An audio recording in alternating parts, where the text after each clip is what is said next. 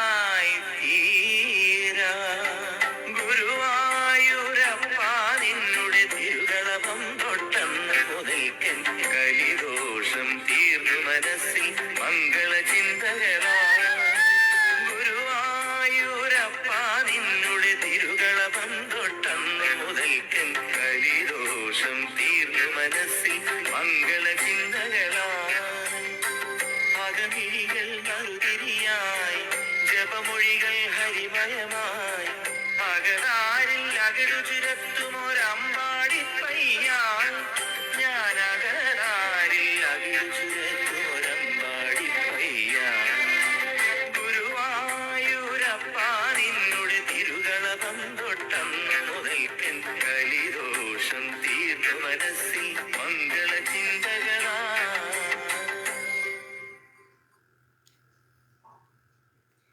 ഹരേ കൃഷ്ണ.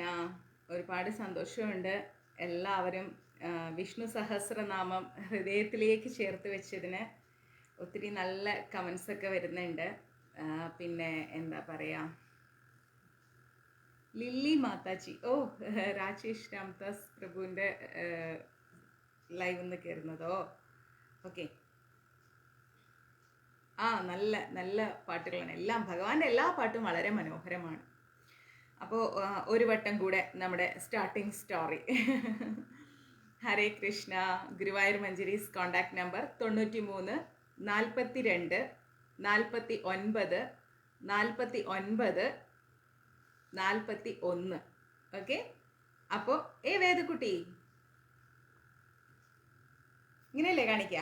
ഇങ്ങനെ തന്നെയാണോ? അവൾ എൻ്റെ സ്റ്റുഡൻ്റാണ്. ഓക്കെ. ഭഗവത്ഗീത സ്റ്റുഡൻ്റാണ് വേദ. അതുകൊണ്ടാണ് കുട്ടികളോട് കുട്ടികളെ പോലെ ഇടപെട്ടാലല്ലേ ശരിയാവും. ജോബിൻ പെരേര, ഉറങ്ങാനാണ് വരുന്നതെന്നറിയാം. വീട്ടിൽ പോയിട്ട് ഉറങ്ങൂ. ഇവിടെ വന്ന് ഗുഡ് നൈറ്റ് പറയണ്ട. ഞങ്ങളാരും ഉറങ്ങാൻ സമയമായിട്ടില്ല. ഓക്കെ. തീർച്ചയായിട്ടും അമ്മ. അപ്പോൾ Guruvayur Manjaris contact number 93 42 49 49 41. Okay. അപ്പോൾ ഒരുപാട് പേര് മഞ്ജരീസിൻ്റെ വാട്സപ്പ് ഗ്രൂപ്പിലേക്ക് ആഡ് ആവാൻ വേണ്ടിയിട്ട് മെസ്സേജ് അയക്കുന്നുണ്ട്. തീർച്ചയായിട്ടും എക്സിക്യൂട്ടീവ് കമ്മിറ്റി നിങ്ങളെ ഓരോരുത്തരെയായിട്ട് ആഡ് ചെയ്തുകൊണ്ടിരിക്കുകയാണ്. പക്ഷേ എനിക്ക് ചെറിയൊരു റിക്വസ്റ്റ് എന്ന് പറഞ്ഞു കഴിഞ്ഞാൽ, മെസ്സേജ് ചെയ്യുമ്പോൾ നിങ്ങളുടെ പേര് മാത്രം അയച്ചിട്ട് കാര്യമില്ല. നിങ്ങൾ എങ്ങനെയാണ് ക്ലാസ് കാണുന്നത്, ഫേസ്ബുക്കിലൂടെയാണോ അല്ലെങ്കിൽ യൂട്യൂബിലൂടെയാണോ, ഇത് എനിക്ക് വ്യക്തമായിട്ട് പറഞ്ഞു തരണം. ഒന്നുകിൽ ഓഡിയോ ആയിട്ടിട്ട് തരാം, ഇല്ലെങ്കിൽ ടൈപ്പ് ചെയ്തിട്ടിട്ട് തരാം. അപ്പോൾ പിന്നെ ഞാൻ നിങ്ങൾക്ക് വീണ്ടും മെസ്സേജ് അയച്ചിട്ട് വെയിറ്റ് ചെയ്യേണ്ട ആവശ്യമില്ല. ഉടനെ തന്നെ ആഡ് ചെയ്തിട്ട് പോകും. ഓക്കെ. ഗുരുവായൂർ മഞ്ജരീസ് എന്ന് പറയുന്ന നമ്മുടെ മഞ്ജരീസ് കുടുംബ കൂട്ടായ്മയ്ക്ക് ഉമ്മ വേദ. അപ്പോൾ കുടുംബ കൂട്ടായ്മയ്ക്ക് വാട്സപ്പ് ഗ്രൂപ്പ് ഉണ്ട്. അപ്പോൾ അതിൽ നമ്മൾക്ക് മെയിൽസിന് വേറെ, ഫീമെയിൽസിന് വേറെ, അതായത് സ്ത്രീകൾക്ക് വേറെ ഗ്രൂപ്പ്, പുരുഷന്മാർക്ക് വേറെ ഗ്രൂപ്പ്. പുരുഷന്മാർക്ക് കോമൺ ആയിട്ട് തന്നെയാണ്, അതായത് ഫേസ്ബുക്കും യൂട്യൂബും അവർക്ക് കോമൺ ആയിട്ടാണ് നമ്മൾ പ്രൊവൈഡ് ചെയ്തിരിക്കുന്നത്. പക്ഷെ സ്ത്രീകൾക്ക്, ഇപ്പം അമ്മമാരൊക്കെ ആകുമ്പോൾ അവർക്ക് ഫേസ്ബുക്ക് ഒന്നും ചിലവർക്ക് ഉണ്ടാവില്ല. അപ്പോൾ അവർക്ക് യൂട്യൂബിലൂടെ കാണാനാണ് സൗകര്യമെങ്കിൽ നമ്മൾ എന്താ ചെയ്യാന്ന് വെച്ച് കഴിഞ്ഞാൽ, യൂട്യൂബിൻ്റെ ഒരു വാട്സപ്പ് ഗ്രൂപ്പ് വേറെ തന്നെ നമ്മൾ മെയിൻറ്റെയിൻ ചെയ്യുന്നുണ്ട്. പക്ഷെ എല്ലാ ഗ്രൂപ്പിലും വരുന്നത് ഒരേ കാര്യങ്ങളായിരിക്കും. ഫേസ്ബുക്കിലൂടെ കാണുന്നവർക്ക് സെപ്പറേറ്റ്. കാരണം എന്താണെന്ന് വെച്ചാൽ നമ്മൾ ക്ലാസ് എടുക്കുന്നത് ഫേസ്ബുക്കിലൂടെയാണ്. അപ്പം ലൈവിൽ കയറാൻ വേണ്ടിയിട്ട് നമ്മളുടെ എക്സിക്യൂട്ടീവ് കമ്മിറ്റി ക്ലാസ് തുടങ്ങുമ്പോൾ ലിങ്ക് പോസ്റ്റ് ചെയ്യും ഗ്രൂപ്പിൽ. അപ്പോൾ അവർക്ക് ജസ്റ്റ് അതൊന്ന് പ്രസ് ചെയ്താൽ മാത്രം മതി. അപ്പം ഡയറക്റ്റ് ഫേസ്ബുക്കിലേക്ക് അവർക്ക് ക്ലാസ് കാണാൻ കയറാൻ പറ്റും. പക്ഷേ യൂട്യൂബ് എന്ന് പറയുമ്പോൾ നമ്മുടെ ഫേസ്ബുക്ക് ലൈവ് കഴിഞ്ഞതിന് ശേഷം നമ്മൾ എന്ത് ചെയ്യും, ഈ ക്ലാസ് നമ്മുടെ സോഷ്യൽ മീഡിയ പാർട്ട്ണർ എടുത്തിട്ട് ഡൗൺലോഡ് ചെയ്തിട്ടാണ് യൂട്യൂബിലേക്ക് പോസ്റ്റ് ചെയ്യുന്നത്. അതിനുശേഷമായിരിക്കും അത് യൂട്യൂബിലേക്ക് വരുന്നത്. എത്രയും പെട്ടെന്ന് പോസ്റ്റ് ചെയ്യാൻ ശ്രമിക്കാറുണ്ട്. എങ്കിലും ചില ടെക്നിക്കൽ ഇഷ്യൂസിലൂടെ നമ്മൾ ചിലപ്പം എന്താ പറയുക ലേറ്റ് ആവാറുണ്ട്. അതൊന്നും കാര്യമാക്കേണ്ട, എന്നാൽ അപ്ഡേറ്റ് ചെയ്ത് കിട്ടും. ജയശ്രീ മാതാജി, എനിക്ക് മഞ്ജരീസിൻ്റെ വാട്സപ്പിലേക്ക് മെസ്സേജ് അയച്ചു തരൂ കേട്ടോ. ഇതിലല്ല, ലൈവിലല്ല. ലൈവിൽ നിങ്ങൾ മെസ്സേജ് അയച്ചാൽ എനിക്ക് നിങ്ങളുടെ നമ്പർ കിട്ടില്ലല്ലോ, വാട്സപ്പ് നമ്പർ. എനിക്ക് മഞ്ജരീസിൻ്റെ നമ്പർ ഞാൻ പറയുന്നില്ലേ, അതിൻ്റെ വാട്സപ്പ് ഉണ്ട്, അതിലേക്ക് മെസ്സേജ് ഇടൂ കേട്ടോ. ഒന്നുകൂടെ നോട്ട് ചെയ്തോളൂ. 93, വേഗം പെണ്ണെടുക്ക്. ഇതായിരിക്കും അടുത്ത പറച്ചില്. 93 42 49 49 41. ഇത് മഞ്ജരീസിന്റെ വാട്സപ്പ് നമ്പറാണ്. ഇതിലേക്ക് എനിക്ക് മെസ്സേജ് അയച്ചു തരൂ കേട്ടോ. ഇനി എന്തെങ്കിലും എമർജൻസി ആയിട്ട് നിങ്ങൾക്ക് എന്താ പറയാ, തങ്കമണി ചേച്ചി, ബോംബെ ചേച്ചി, എന്തെങ്കിലും കാരണവശാൽ നിങ്ങൾക്ക് മെസ്സേജ് അയക്കാൻ അറിയില്ല എന്നൊക്കെയാണെങ്കിൽ കുഴപ്പമൊന്നുമില്ല, ഒന്ന് വിളിച്ചാൽ മതി. ഞാൻ എടുത്തില്ലെങ്കിലും നമ്മുടെ മഞ്ജരീസിൻ്റെ കോർഡിനേറ്റർ ഫോൺ എടുത്തോളൂ, ഒന്നും പ്രശ്നമില്ല. അവർ നോട്ട് ചെയ്തിട്ട് അവർ ആഡ് ചെയ്യാനുള്ള സൗകര്യങ്ങൾ ചെയ്തു തരും. പിന്നെ പറയാനുള്ളത്, നമ്മുടെ ക്ലാസ്സൊക്കെ മാക്സിമം ഷെയർ ചെയ്യുക. ഭഗവാന് പ്രചരണം ഭയങ്കര ഇഷ്ടമാണ്. അപ്പോൾ ഈ ക്ലാസ്സുകളെടുത്ത് നമ്മൾ മറ്റു സുഹൃത്തുക്കൾക്കൊക്കെ ഇട്ട് കൊടുക്കുക, കുടുംബങ്ങൾക്കൊക്കെ ഇട്ട് കൊടുക്കുക, അവരൊക്കെ കാണട്ടെ അല്ലേ. അങ്ങനെ നമ്മുടെ ക്ലാസ് എല്ലാവരിലേക്ക് എത്തട്ടെ. യൂട്യൂബിൽ കാണുന്നവരോട് എനിക്ക് പ്രത്യേക സ്നേഹമുണ്ട്. കാരണം എന്താണെന്നറിയാമോ, നാളെ ഇതുവരെ എനിക്ക് വന്ന മിക്ക കോൾസും മാതാജി ഞങ്ങൾ യൂട്യൂബിലൂടെയാണ് കണ്ടത്, ഒരുപാട് സന്തോഷം, പക്ഷെ അടുത്ത ക്ലാസ് കിട്ടുന്നില്ലല്ലോ എന്നാണ് പറയാറ്. ക്ഷമിക്കണം, എനിക്കിവിടെ ജോലിയുണ്ട്, ഞാൻ ഇവിടെ വർക്ക് ചെയ്യാണ് ചെന്നൈയിൽ. അന്നേരം എൻ്റെ സ്വദേശം കോഴിക്കോടാണ്, ഞാൻ ചെന്നൈ സെറ്റിൽഡ് ആണ്. ഇത് പറയുന്നത് ഇപ്പം മഞ്ചേരീസിലുള്ള മോസ്റ്റ് ഓഫ് ദ ആളുകൾക്കും അറിയാം, പക്ഷേ പുതിയതായിട്ട് വന്നുള്ളവർക്ക് അറിയില്ല. അതുകൊണ്ടാണേ. അപ്പോൾ എനിക്കിവിടെ ഷൂട്ടോ കാര്യങ്ങളൊക്കെ ഉണ്ടെങ്കിൽ ചിലപ്പോൾ അതിൻ്റെ ഇടയിൽ ലേറ്റ് ആവും വീട്ടിലെത്താൻ. അതുകൊണ്ടാണ് ഞാൻ ഇടയ്ക്ക് ഇങ്ങനെ ക്ലാസ് സ്കിപ്പ് ചെയ്യുന്നത്. പിന്നെ അന്നദാനം ഉണ്ടെങ്കിലൊക്കെ അറിയാലോ, മഞ്ചേരീസിലൂടെ ആരുടെ ബർത്ത്ഡേ ആവട്ടെ, ഇനി ആരുടെയെങ്കിലും ഓർമ്മ ദിവസമാവട്ടെ, വീട് വെച്ചതിൻ്റെ എന്തെങ്കിലും വാർഷികമാവട്ടെ, കല്യാണ വാർഷികമാവട്ടെ, ഇനി കല്യാണമാവട്ടെ, ഇനി ഒന്നുമില്ലെങ്കിൽ വെറുതെ എങ്കിലും, അല്ലെങ്കിൽ ഒരു ജോലി കിട്ടിയതാവട്ടെ, എന്തൊരു കാര്യം ഉണ്ടെങ്കിലും മഞ്ചേരീസ് കുടുംബ കൂട്ടായ്മ അന്നദാനം നൽകാറുണ്ട് തെരുവിൽ കിടക്കുന്ന പട്ടിണി പാവങ്ങൾക്ക്. അപ്പോൾ ഇന്ന് അന്നദാനം കൊടുത്തപ്പോൾ എനിക്ക് ഭയങ്കരം ഒരു വിഷമമായി. സത്യത്തിൽ എനിക്ക് ആ ഒരു സങ്കടം ഇപ്പോഴും എൻ്റെ ഹൃദയത്തിൽ നിന്ന് പോയിട്ടില്ല. ഞാനിങ്ങനെ ക്ലാസ് എടുക്കണോ വേണ്ടേ എന്നുള്ളൊരു തിങ്കിങ്ങിലായിരുന്നു വീട്ടിൽ വന്നത്. അപ്പോഴാണ് ഞാൻ വിചാരിച്ചത് എങ്ങനെയാണ് എടുക്കാതിരിക്കുക എന്നിങ്ങനെ ആലോചിച്ചത്. ഹരേ കൃഷ്ണ.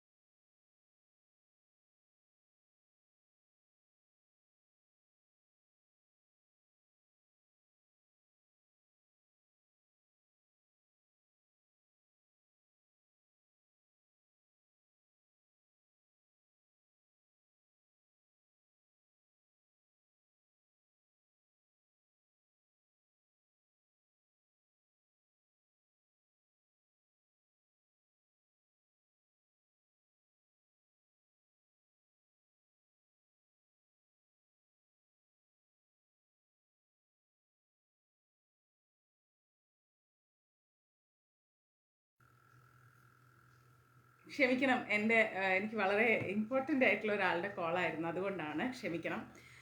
അപ്പോൾ ഇന്ന് അന്നദാനം കൊടുത്തപ്പോൾ എനിക്ക് ഭയങ്കര സങ്കടമായി. കാരണം എന്താണെന്ന് വെച്ച് കഴിഞ്ഞാൽ, ഞാൻ ആദ്യം അത് എൻ്റെ അച്ഛനെ വിളിച്ച് പറഞ്ഞു, ആ ഒരു ഫീലിങ്സ് ഞാനിപ്പം നിങ്ങളോടും കൂടെ അത് ഷെയർ ചെയ്യാണ്. എന്താണെന്ന് വെച്ചാൽ, നമ്മൾ ഭക്ഷണം ഇപ്പോൾ ഓരോരുത്തർ തരുന്നതിനനുസരിച്ചാണല്ലോ കൊടുക്കുന്നത്. അപ്പോൾ ഇന്ന് 21 ഭക്ഷണമാണ് നമ്മൾ കൊടുത്തത്. കൊടുത്തപ്പോഴേക്കും ഒരു തെരുവിൽ കിടക്കുന്ന ഒരു അച്ഛൻ ഓടി വന്നിട്ട് നമ്മുടെ ലൈവിലുണ്ടത്, ഓടി വന്നിട്ട് ഭക്ഷണം തായോ എന്ന് പറഞ്ഞു. അപ്പോഴേക്കും എൻ്റെ കയ്യിലുണ്ടായിരുന്ന 21 ഭക്ഷണവും കഴിഞ്ഞപ്പോൾ എനിക്ക് ഭയങ്കര സങ്കടമായി. അപ്പം ഞാൻ പറഞ്ഞു, അയ്യോ അച്ഛാ കഴിഞ്ഞല്ലോ എന്ന് പറഞ്ഞു. അപ്പോഴേക്കും അദ്ദേഹം ഇങ്ങനെ തലയ്ക്കടിച്ചു 2 കൈ കൊണ്ടും. അപ്പം ഞാൻ ഒരു 50 രൂപ എടുത്തിട്ട് 2 പേർക്കായിട്ട് അങ്ങ് ഷെയർ ചെയ്ത് കൊടുത്തു. ഞാൻ പറഞ്ഞു, എന്തെങ്കിലും ചായ എന്തെങ്കിലും വാങ്ങിച്ച് കുടിച്ചോളൂ എന്ന് പറഞ്ഞു കൊടുത്തു. ഉടനെ അദ്ദേഹം പറയണം, പൈസ നോക്കിയിട്ട് പറയാം, സാപ്പാടില്ലയാ എന്ന്, അതായത് ഭക്ഷണം ഇല്ലേ എന്ന് ചോദിച്ചു. അതായത് കൊടുത്ത പണമല്ല അവർക്ക് ആവശ്യം, ഫുഡാണ് ആവശ്യം. അയ്യോ, ഞാൻ വല്ലാതെ ആയിപ്പോയി. ശരിക്കും പറഞ്ഞാൽ എനിക്ക് പിന്നെ ഒരു സെക്കൻഡ് അവിടെ നിൽക്കാൻ പറ്റുന്നില്ല. ഞാൻ ഓട്ടോക്കാരനോട് പറഞ്ഞു, വാ മോനെ നമുക്ക് വേഗം പോകാമെന്ന് പറഞ്ഞു. എന്താ പറയുക, അവർക്ക് പൈസ ആയിരുന്നില്ല ആ സമയത്ത് ആവശ്യം, ഭക്ഷണമായിരുന്നു. കാരണം അത്രയും ദിവസം അവർ ചിലപ്പോൾ മണിക്കൂറുകളോളം, ചിലപ്പോൾ ദിവസങ്ങളോളം റോട്ടിൽ പട്ടിണി കിടന്നിട്ട് അവർക്ക് നടന്ന് വന്ന് ഭക്ഷണം വാങ്ങാനുള്ളൊരു ശാരീരിക ബലമില്ലാത്തൊരവസ്ഥ.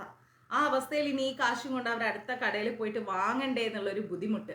അപ്പം അതുകൊണ്ട് തന്നെ അവർക്ക് എന്താ പറയുക, നമ്മൾ കൊടുത്ത പണമായിരുന്നു. പക്ഷെ എനിക്കാണെങ്കിൽ അത് കടയിൽ നിന്ന് പോയി വാങ്ങിക്കൊടുക്കാനുള്ളൊരു സാഹചര്യവും ഇല്ല.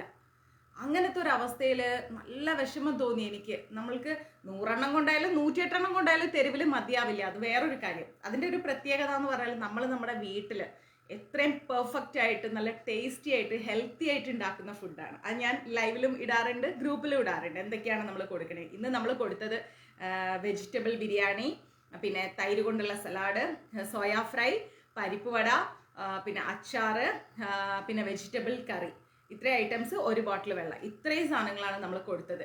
അപ്പോൾ ഇതെല്ലാം കൂടി അവർക്ക് കിട്ടുമ്പം ശരിക്കും പറഞ്ഞാൽ ഭയങ്കര ഹാപ്പിയാണ്. വ്യത്യസ്തമായിട്ടുള്ള രുചി അവർക്ക് ഒരു ആനന്ദം തന്നെ നൽകും. തെരുവിൽ കിടക്കുന്ന പട്ടിണി പാവങ്ങളുടെ വയറ്റിലേക്ക് ഒരു നേരത്തെ ഭക്ഷണം എത്തുമ്പം അവരെല്ലാം മറന്നുറങ്ങിപ്പോവും. അത്രയും ആശ്വാസം അവരിലുണ്ടാവും. നമ്മൾ അന്നദാനം കൊടുക്കുമ്പം, അന്നദാനം മഹാദാനം എന്നാണ്. ആ അന്നദാനം നമ്മൾ കൊടുക്കുമ്പോൾ അവരത് വാങ്ങിക്കഴിഞ്ഞാലുള്ള അവരുടെ സന്തോഷം, നിങ്ങൾ നമ്മുടെ മഞ്ജരീസിൻ്റെ ഓരോ പേജും എടുത്ത് നോക്കൂ, ഓരോ ലൈവും എടുത്ത് നോക്കൂ. എനിക്ക് തോന്നുന്നു യൂട്യൂബിൽ ഞാൻ അധികം ഇട്ടിട്ടില്ല, ഇനി അങ്ങോട്ടേക്ക് ഇട്ടേക്കാം. അത് കാണുമ്പോൾ അറിയാം, ഒരു നേരത്തെ ഭക്ഷണം നമ്മൾ കളയരുത് വീട്ടിൽ.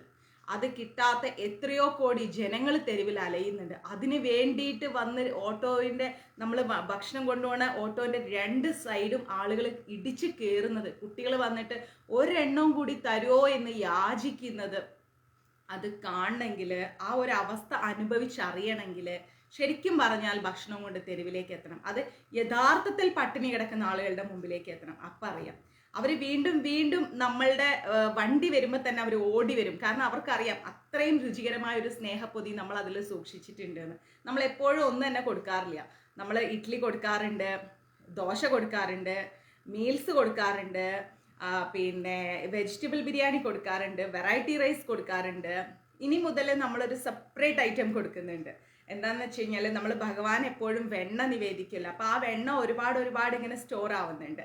അപ്പം നമ്മൾ എന്ത് ചെയ്യാന്ന് വെച്ച് കഴിഞ്ഞാൽ, ബ്രെഡും ആ ബട്ടറും അതിൻ്റെ കൂടെ സമൂസ സോസ് ഇതെല്ലാം വെച്ചിട്ട് എന്താ പറയുക, കുറച്ചും കൂടി ഒരു ഡിഫറെൻ്റ് ആയിട്ട് ഒരു ചായ ഒക്കെ ചേർത്തിട്ട് നമ്മൾ കൊടുക്കും. സത്യം രമണം പ്രഭു, എനിക്കിന്ന് ഭയങ്കര അപ്സെറ്റാണ്. ഇന്ന് എനിക്ക് ക്ലാസ് എടുത്താൽ എത്രത്തോളം സക്സസ് ആവും തന്നെ എനിക്കറിയില്ല. അത്രയും സങ്കടമുണ്ട്. അദ്ദേഹത്തിൻ്റെ മുഖം എൻ്റെ മനസ്സിൽ നിന്ന് മായുന്നില്ല. അത്രയും വിഷമമുണ്ട്. ഒരു മിനിറ്റ്.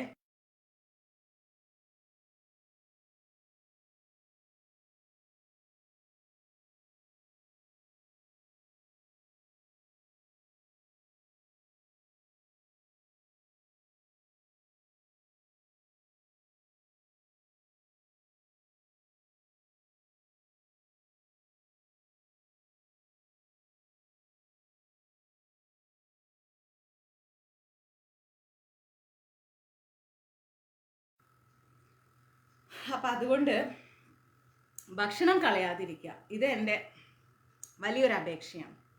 ഭക്ഷണം കളയരുത്. ഞാൻ നിങ്ങളുടെ ഓരോരുത്തരുടെയും കാല് പിടിച്ച് അപേക്ഷിക്കുകയാണ്. ഭക്ഷണം ഒരിക്കലും കളയരുത്. അതിൻ്റെ മഹത്വം നമ്മൾ മനസ്സിലാക്കിയിട്ടില്ല. അത് മനസ്സിലാക്കണമെങ്കിൽ തെരുവിലെ ഓരോരുത്തരുടെ കണ്ണുകളിലേക്ക് നോക്കണം. അപ്പം മനസ്സിലാവും. ഓക്കെ. എനിവേ, അന്നദാനം നൽകുന്ന എല്ലാവർക്കും ഒരുപാട് നന്ദി അറിയിക്കുന്നു. പിന്നെ നമ്മൾ ഇന്ന് പഠിക്കാൻ പോകുന്ന വിഷ്ണു സഹസ്രനാമത്തിന് ഭയങ്കര പ്രത്യേകതയുണ്ട്. പിന്നെ നമ്മൾ വെക്കേഷൻ ക്ലാസ് സ്റ്റാർട്ട് ചെയ്യുന്നുണ്ട് മഞ്ജരീസിന്. ഈ പ്രാവശ്യം ഞാൻ മാത്രമായിരിക്കില്ല ക്ലാസ് എടുക്കുന്നത്. എക്സിക്യൂട്ടീവ് കമ്മിറ്റിയിൽ നമുക്ക് 11 എക്സിക്യൂട്ടീവ് കമ്മിറ്റി അംഗങ്ങളുണ്ട്. അതിൽ 10 പേര് ചേർന്നിട്ട് ഓരോരോ ക്ലാസ്സസ് കുട്ടികൾക്ക് കൊടുക്കും. അവർ വ്യത്യസ്തമായ സൂം ക്ലാസ് ആയിരിക്കും കൊടുക്കുന്നത്. തികച്ചും ഫ്രീ ആണ്. ആ 10 അമ്മമാർക്കും എന്തെല്ലാം, അതിൽ ഒരു ചേട്ടനും കൂടി ഉണ്ട് നിങ്ങൾക്ക്. അപ്പം എന്തെല്ലാം അറിവ് അവരിലുണ്ടോ ആ അറിവെല്ലാം അവർ നിങ്ങൾക്ക് പകർന്നു തരും. ഒരു ഭഗവത്ഗീതയോ ഭാഗവതോ നാരായണിയോ മഹാഭാരതത്തിലോ എന്താ പറയുക, അത് മാത്രം പഠിപ്പിച്ചുകൊണ്ട് എനിക്ക് കുട്ടികളെ മുന്നോട്ട് കൊണ്ടുപോകാൻ ഇഷ്ടമില്ല. അവരുടെ വ്യക്തിത്വ വികസനം, അവരുടെ സ്വഭാവ രീതികൾ, ഇതെല്ലാം പഠിച്ചാൽ അവർ പെർഫെക്റ്റ് ആവും. പക്ഷെ കുട്ടികൾ ഉറങ്ങും. അപ്പോൾ കുറേ കഥകൾ, കുറേ കളി ചിരി, കുറച്ച് കുക്കിംഗ് റെസിപ്പീസ്, അങ്ങനെ അവരുടെ വ്യക്തിത്വം, എന്താ പറയുക, സ്വഭാവ രൂപീകരണം, അങ്ങനെ വ്യത്യസ്തമായിരിക്കുന്ന സബ്ജക്റ്റോട് കൂടി മഞ്ജരീസ് വെക്കേഷൻ ക്ലാസ് സ്റ്റാർട്ട് ചെയ്യാണ്. ഇപ്പോഴല്ല, എക്സാം കഴിഞ്ഞതിന് ശേഷം നമ്മൾക്കൊരു LKG മുതലുള്ള കുട്ടികൾക്ക് അതിൽ ജോയിൻ ചെയ്യാൻ സാധിക്കും. വാട്സപ്പ് ഗ്രൂപ്പ് ഉണ്ട്. പിന്നെ അതിൽ ഞാൻ മാത്രം ക്ലാസ് എടുക്കാൻ നിന്നാൽ എൻ്റെ സമയപരിമിതി വളരെ പ്രശ്നമാണ്. അപ്പോൾ എക്സിക്യൂട്ടീവ് കമ്മിറ്റിയിലെ മാതാജിമാരും കൂടെ ചേർന്നിട്ടായിരിക്കും ക്ലാസ് എടുക്കുന്നത്. ഓരോ ദിവസം ഓരോരുത്തരായിട്ട് ടൈം ഷെഡ്യൂൾ തരും. പിന്നെ തികച്ചും ഫ്രീ ആണ് നമ്മുടെ ക്ലാസ്സുകളൊന്നും. നിങ്ങൾക്ക് ഫീസോ കാര്യങ്ങളോ ഒന്നും തന്നെ ഇല്ല. കുട്ടികൾക്ക് ജോയിൻ ചെയ്യാം. അങ്ങനെ നമ്മളൊരു ക്ലാസ് സ്റ്റാർട്ട് ചെയ്യുന്നുണ്ട്, ഒരു സെഷൻ. ഓക്കെ. അതിൽ ജോയിൻ ചെയ്യണമെന്ന് താല്പര്യമുള്ളവരുണ്ടെങ്കിൽ ഏകദേശം 1-2 മണിക്കൂറായിരിക്കും ക്ലാസ് ദിവസേന. അപ്പോൾ ഉണ്ടെങ്കിൽ നമ്മുടെ മഞ്ജരീസിൻ്റെ വാട്സപ്പ് ഗ്രൂപ്പിലേക്ക് ഒരു മെസ്സേജ് ഇട്ടാൽ മതി. 93 42 49 49 41 എന്ന നമ്പറിലേക്ക് ഒരു മെസ്സേജ് ഇട്ടാൽ മതി കേട്ടോ. അപ്പോൾ ഇത്രയും കാര്യങ്ങൾ. ഇനി